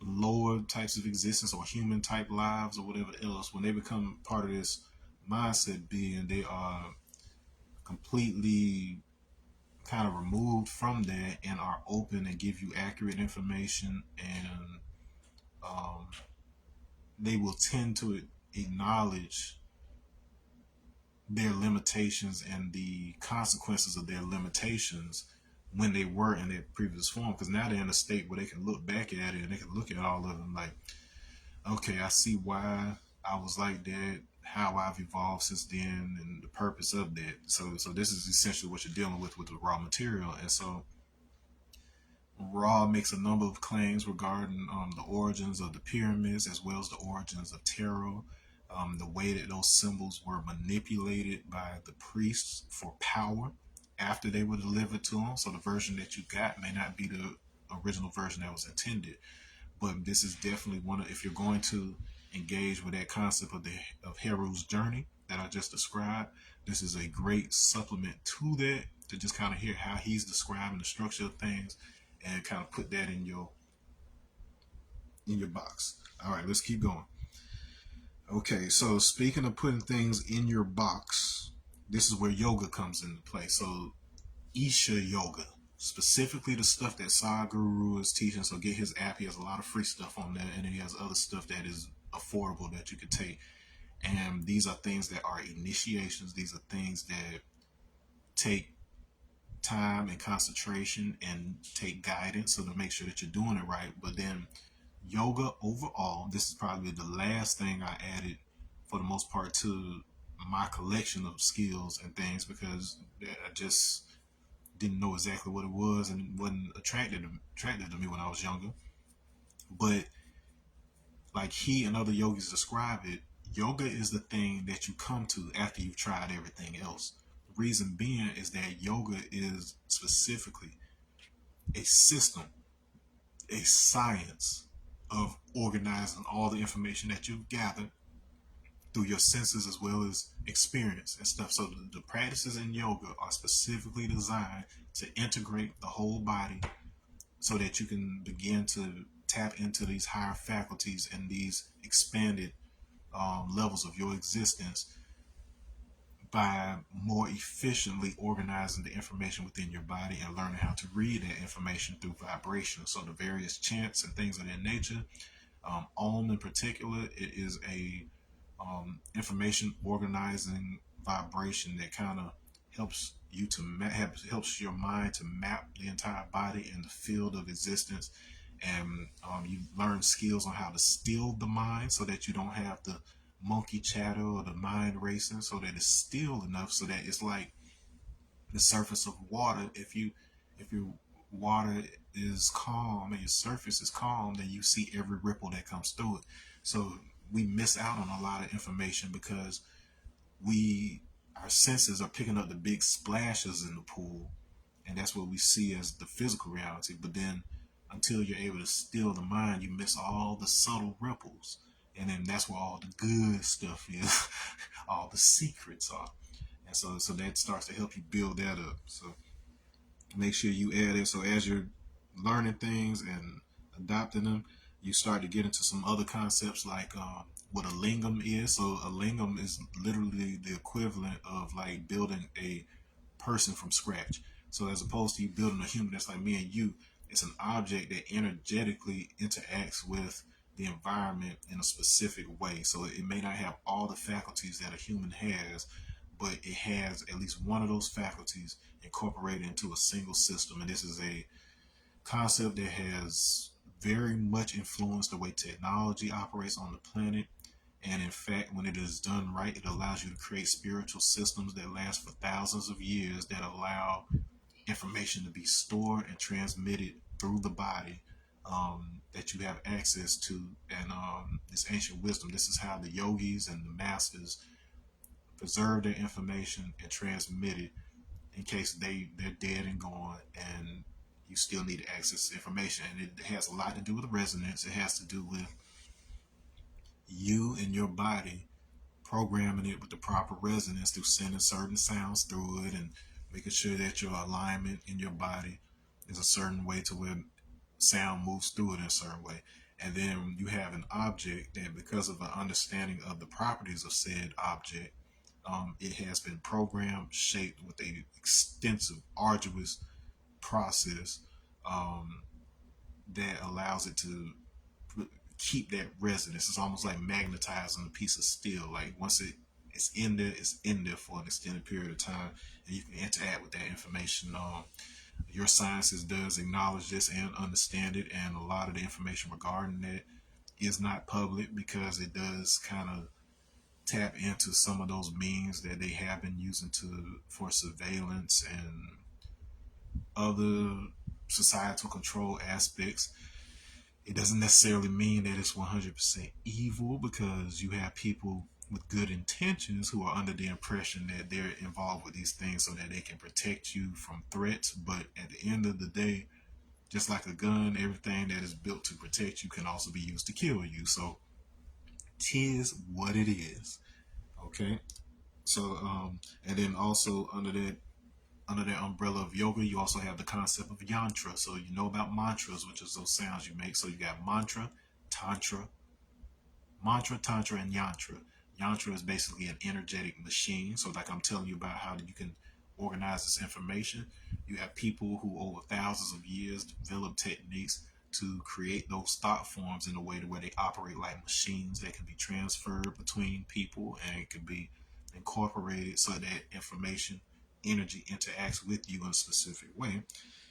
This gets translated into its union with the physical world through tantra. So it's not just about sex, but the what we perceive as sex is the creative energy of the universe, and it's that creative energy that is the bridge between what's happening inside or on the other side, as opposed to what's happening outside in your physical. And so the mantra is the actual physical representation of that process, applying a vibration to the space physically. And so that means that you have a spiritual yantra machine that corresponds to one and only one physical aspect out here. And then that tantra is the connection of those two things together through your word. Okay, so that's what is meant by Jesus is the word. He is the union of the spiritual and the physical, or whatever, in that way. So it's all tied to this concept in yoga, regardless of what you call it, and whatever you're practicing or what you believe in, it's the same concept. Okay. So it was only after all of going through all of that for years and years, and then of course there was a lot of scientific investigation, and there was always like a physics nerd in that way, because one of the things that I learned back in like landmark times is that everything is a conversation. Like, forget what you think a conversation is. Everything is a conversation. Everything is communicating vibration to each other, and so on and so forth. But what's programming your reality, which gets back into that thing about the root social matrix and you don't know meme, is that there are certain key words, key phrases, key distinctions, key jargon that are basically guiding the direction of your thoughts, and as a result guiding the way that you invest your energy, and as a result the way you invest your energy determines the way that you physically act. Okay, and so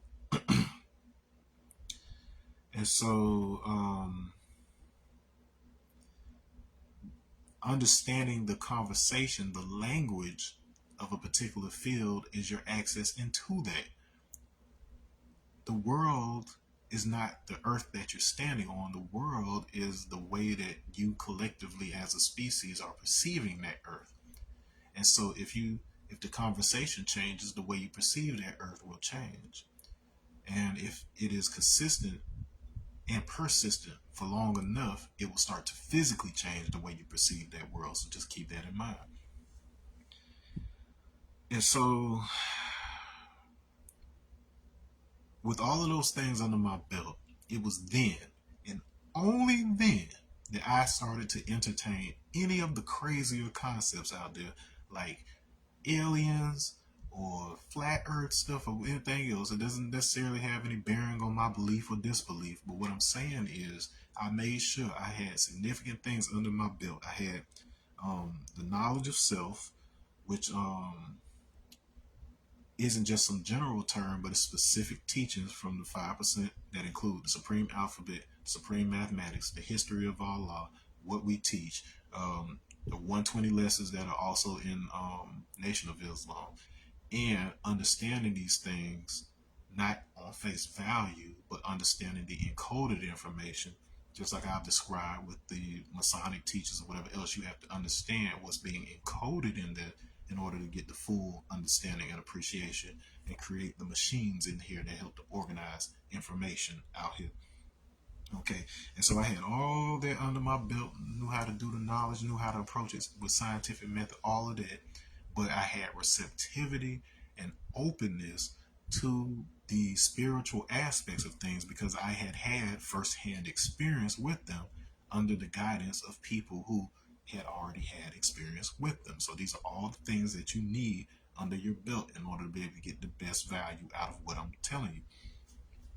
Now, when it comes to the extraterrestrials, the inner earth, the UAP, UFO, all of that type of stuff, like I said, this was one of those things I saved for last, and because I want to make sure I could tell, real from fake, be able to not have judgments and things like that. Well, by this point, because I understood archetypes, I also understood the importance of mythology. I understood that mythology did not necessarily mean fake, but it meant that it was information systems that were based on very real potentialities in reality. And so the people who controlled the way that mythology were created, they were all sourcing a shared system of information and just translating it into stories that their particular population could relate. So you have mythologies that sound very similar in Greece, East Africa, West Africa, China, the North and South America. You have these stories that sound similar because they're sourcing the same archetypes. And so when I was able to approach the alien conversation in terms of it being a mythology, this gave me more access to kind of understanding where the common archetypes are, understanding, being able to filter through a lot of the information, because a lot of people are making a lot of interesting claims, but you start to see like a consistent kind of background, a consistent type of story, and consistent type of phenomenon that whether or not you can explain what's going on, you have some consistent things, like even things that myself and my mom have experienced that are consistent with these things. And so within that conversation, if you're going to take a serious crack at understanding it and seeing how it applies to the other things that I've told you, I'm going to give you a list of the things that you need to have under your belt to understand the state of the conversation, the things that are driving that conversation, whether they're real or fake. These are the things that are being believed by people in that field that will give you the best access to something stable that you can start comparing against what you know. So the first person I want you to really look at is Matias de Stefano. Matias de Stefano. He's from South America. Spanish was his first language, so a lot of his explanations early on were kind of hard to follow, but in time, especially as he's improved with his English, you can tell like he's the real deal on a lot of levels, and it's things that you can relate to. It's information that wasn't being said out there that he brought to light that filled in a lot of puzzle pieces. But just kind of watch his especially his series Initiation. If you have a Gaia account, definitely watch the complete series Initiation, as he kind of breaks down the structure of the universe, what they understand as the relationships between these former civilizations, these different ET races, and the way they interacted with humans or whatever else. Once again, not so you can just believe in something, but at least so you can see how this information has been organized, because it is a very solid representation of the larger collection of mystery initiations out there. So this is what a lot of people are believing out here. You would also want to look into Debbie Solaris. So Debbie Solaris is a channeler that reads the Akashic records. If you're going to look into her, also look into Edgar Casey, because he's very much tied to that the Akashic records that you'll see come up again and again. Is basically every vibration in the universe is recorded in a permanent and eternal structure, so that there are ways spiritually that you are able to access that information, and that is what most channelers and seers and stuff like that are accessing in some way, shape, or form, either directly or through guides or embodiments of that information that they are communicating with. So Debbie is one of these that is very schooled in galactic history, so she knows a lot about the history of the main ET races that come up, galactic races, that's a better word. There's a reason for that. And overall, the overall conversation about ETs is largely informed. This is very important. These are the books that you need to know about. They are very informed by a book called Prism of Lyra. That's Prism of Lyra, Lyra. Is named after the constellation. This book was created by what was her name? Lisa Royal Holt and her partner. They took the time to just comb through the vast libraries of information on the subject and channelers, just like any researcher would, and they just wanted to piece together what the common conversation was. Lisa herself, she was also a gifted channeler and seer and things of that nature, and so they just wanted to kind of cross-reference the common conversation that was out there with her own experiences, just like what we've been doing in these conversations. And so you'll find that a lot of the jargon, a lot of the ideas within the UFO community and stuff like that are based on these concepts that were presented in Prism of Lyra. So that's like the holy grail. In addition to that, you might want to check out a book called Only Planet of Choice that came out in '93. It was based on channelings that have been happening since the '70s. A lot of famous people participated in these sessions, including the creator of Star Trek, Gene Roddenberry. And so this gives you a supplemental idea of this common cosmology, this common conversation on what that involvement is. A good thing to cross-reference with this, and this is going to sound entirely nuts, but take these same books and the things being taught by these people and cross-reference them with so the writings of Elijah Muhammad, based on the different cosmology and stuff that he says he was taught by Fard Muhammad.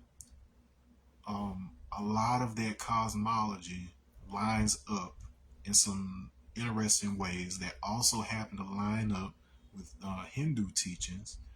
And strangely enough, when you have that cross-reference between these, you'll also see certain things lining up in the Book of Mormon. I know how controversial that is as a statement. I know how controversial it is as a book. I know how controversial that could be as an organization.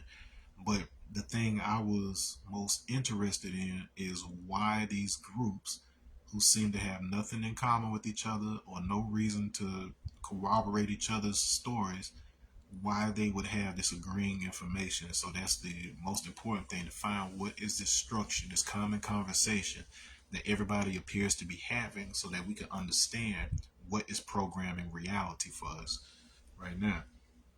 Okay, and so as a supplement to those, you might want to check out The More, The Mason, and The Alien, which is a 3-book series by Robert W. Smith. And it's funny, all these Smiths that keep popping up. So Robert W. Smith, and then you had Joseph Smith, who wrote the Book of Mormon, and then you had Clarence 13X, who was born Clarence Edward Smith, who brought you the knowledge of self in the first place. So Smith is an archetype. My last name was Smith when I was born. I was adopted into the Wyndham family when I was small.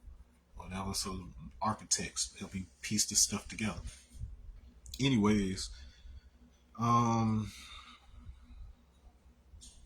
yeah. So get those under your belt. Kind of look at that as a mythology, and then take that and actually compare it against popular mythologies like Greek mythology, Hindu mythology, and you'll start to see how all these same symbols, all these information systems are integrated into all of these things. And so this will start opening up for you the ability to extract information from not only the things you read, whether it be the Bible, Quran, or whatever it is, and understand the codes, but it'll also start allowing you to be able to read the environment around you as these shapes and movements happen in the world around you. So now you're not confined to one book. The whole world, the whole universe, and your body become the Bible that you can read and get the information you need in an accurate and testable way. And there are all kinds of sciences out there that you can compare it to, because all of them were mystery initiates. And the more you know about this stuff, the more you see how an Einstein could come up with a theory of relativity, or why Newton would come up with his theories. You'll find that a lot of that stuff isn't necessarily because that's how it is, but because that is the structure that is used to control the world and control the flow of information. So like I've said in another video regarding the true horizon versus the apparent horizon, that same concept holds true here.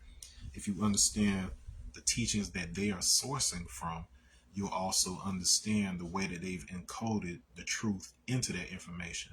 And until you are ready as an initiate to look beyond this thing, whatever, even if an authority told you, oh, this is what the math is, this is what the science is, until you're willing to look past the math and the science to the people who created those theories and things of that nature and understand what it is that they knew, you will never get the full amount of information that they were trying to get to you, so that you can think like they were thinking, not just hang on Einstein's every word, but start thinking like an Einstein. Okay, and so this brings me to the last person I'm gonna bring up, and probably the most important skill out of all of these. So after you've gotten your yoga and it's kind of giving you some tools and things of that nature, this is where you get to go to the proving ground, the testing ground, and this is through the out-of-body experience. I joined the workshops that were being taught by Darius J. Wright.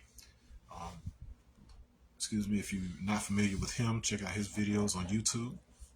Some of the concepts that he presents may be over your head, but he maintains, and this has been my experience as well,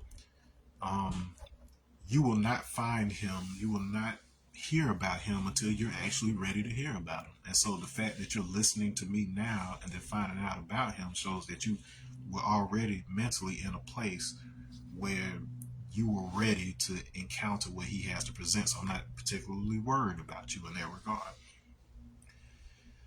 Darius is part of what we call the great work. So on the other side, so we are all eternal souls, and basically we're in a time where we're working to awaken the people in this version of reality as to what how the other side works, because it is through that other side that you're able to see through the illusions about that we think of this place, a lot of the things that we just kind of believe on face value because an authority told us, but actually giving you full access to your true power in regards to being able to go anywhere, experience everything, and be able to create realities and experience that true freedom in that regard, and choose to use that freedom in a way that is loving, because it's all based on love energy. You It's unconditional because you can't really access or do certain things if you're being judgmental, being discriminatory, you're attached to your preferences of things, but just stepping into your full power in that regard. And so the biggest value of this, and this is something I have experienced, so it's not something on hearsay, this is something I went through what he was teaching and actually accomplished it.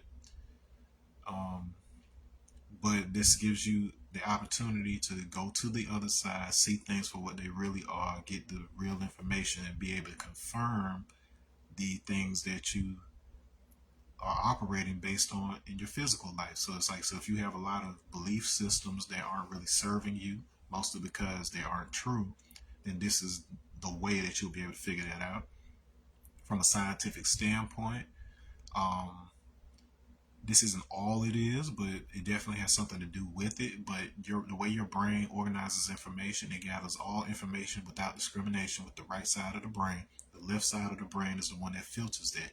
When you go to sleep, the back of your brain, the reptilian brain, aka the medulla oblongata and the brain stem and things of that nature, it switches between outside signals versus inside signals. This is how you're able to sleep and dream and hear things in your dream that aren't happening out here.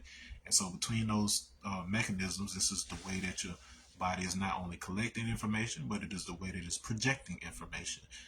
And so when you are on the other side, because you are not being filtered and you're not being limited in that way, you're able to interact with the full spectrum of information. You're able to see it overlaid over this real environment and gather additional information about it. It is the difference between only being able to see the bands of visible light versus being able to see the full light spectrum. And so this is an important skill to develop. This isn't something that's just new. Like, in the way that he came about it was out of necessity, because he was having these out of body experiences anyway. He wanted to get some control over what's happening with his sleep paralysis and things of that nature, and just happened to stumble into something that is very much aligned with what masters have been doing forever. And so now it is becoming something that is more known, and that is giving people the opportunity to do it for themselves. If you're not ready to, it's mostly due to fear, and you have to overcome fear in order to be able to access truth, period. And you can't lose anything by trying and seeing, and breaking down your barriers of resistance, because I don't care what type of faith you are, what you believe in. Especially if you're coming from a Christian paradigm, if you love Jesus the way that you say you do, you wouldn't want anybody lying on his name. And you can't just stop at what somebody else told you about him. You know what your experiences are with regards to him, and it is your duty to find out whether the things you've been told about him are true. And so this isn't question or being unfaithful. It is strengthening your faith by having your spiritual experiences firsthand, as opposed to doing what somebody else told you, because they can only teach you the best that they were taught, and the road to hell is paved with good intentions, where you have people who think that they're doing something good for you or teaching you something good that's actually limiting you. And so they don't hate you, they're not trying to hurt you, but then they still end up hurting you. Like, if you're living with an abuser, they can say, oh, this is going to hurt me more, this is going to hurt you, I'm doing this for your own good. But that still doesn't stop the fact that you've been hit and it hurt. Like when you're a child, you don't care about what the reasons are. reasons are entirely separate from the actual event, just like what I described earlier, where the meaning you made something mean and what actually happened are two different things. Okay. And so, but look up as much material. I'm not going to get into the method that he uses and things. That's one of those proprietary types of things. But look up as much content as you can by Darius J. Wright. And he has his website, it's hisname.com. And make your own judgments on assessment. And for the love of cake, try it yourself. It is the modules that he's teaching. They are a little pricey if they're not within your price range. That's one of those things like what I was talking about earlier. But for me, it occurred as one of those things where I didn't care what the price was. This man was confirming a lot of things that I was experiencing and information I was coming to from various means, not just one source, but I was getting the same information from a number of techniques. So if it walks like a duck, it talks like a duck, then boom, boom, whoop, there it is. And so you owe it to yourself to use that as a tool to confirm it. And I'm letting you know right now, that is one of the things I will personally be focusing on because, I've told you a lot of things. I've come to understand a lot of things. And now, majority of my time is going to be involved in training so that I can use this tool that I've acquired through Darius and his trainings in order to confirm the information. So I'm basically doing a cross reference just like I would with anything else. How many things that exist now, how many information systems, how many learning systems that exist now are accurate based on the information that Darius, myself, and other out of body experiences are gathering, because there is like a common structure and information, a consistent type of experience that we're all having, and that will make you seriously have to consider, like, okay, there's something happening here. Regardless of what I think about it, there's something very real happening here that is consistent and has been measurable and testable. And so, yeah, that's where I'll leave that. So I'll be spending a good amount of time just training, being able to cross reference that. And so once I've kind of gotten a little deeper into that, that's what you'll start seeing me put videos out. So right now, I'm putting out videos based on what I've acquired before that. So I'm gonna call that the before. So this is the year BD. So before Darius, and then AD is gonna be after Darius. So basically everything that I come to before that by other means, and then everything that I'm acquiring with what I've learned from Darius, and then that what that's going to allow me to do is then point you into directions, because maybe you're not ready for like an OBE type of situation, but I can show you at least what exists out here right now that you can access to kind of break down some of the resistances and barriers you have to being ready for that stage of things. And so I don't know how long I've been going with this, but that's your Saturday broadcast. I am the Emma Energy Master Allah. Remember, please find me Energy Master on YouTube and subscribe. It's just easier for me to do my lives here, and then I download them and I upload them over there. In case you missed it, please like, subscribe, comment, so I know what you want to hear about, what you want to learn more about. And on that note, I'm out. I'm gonna say peace.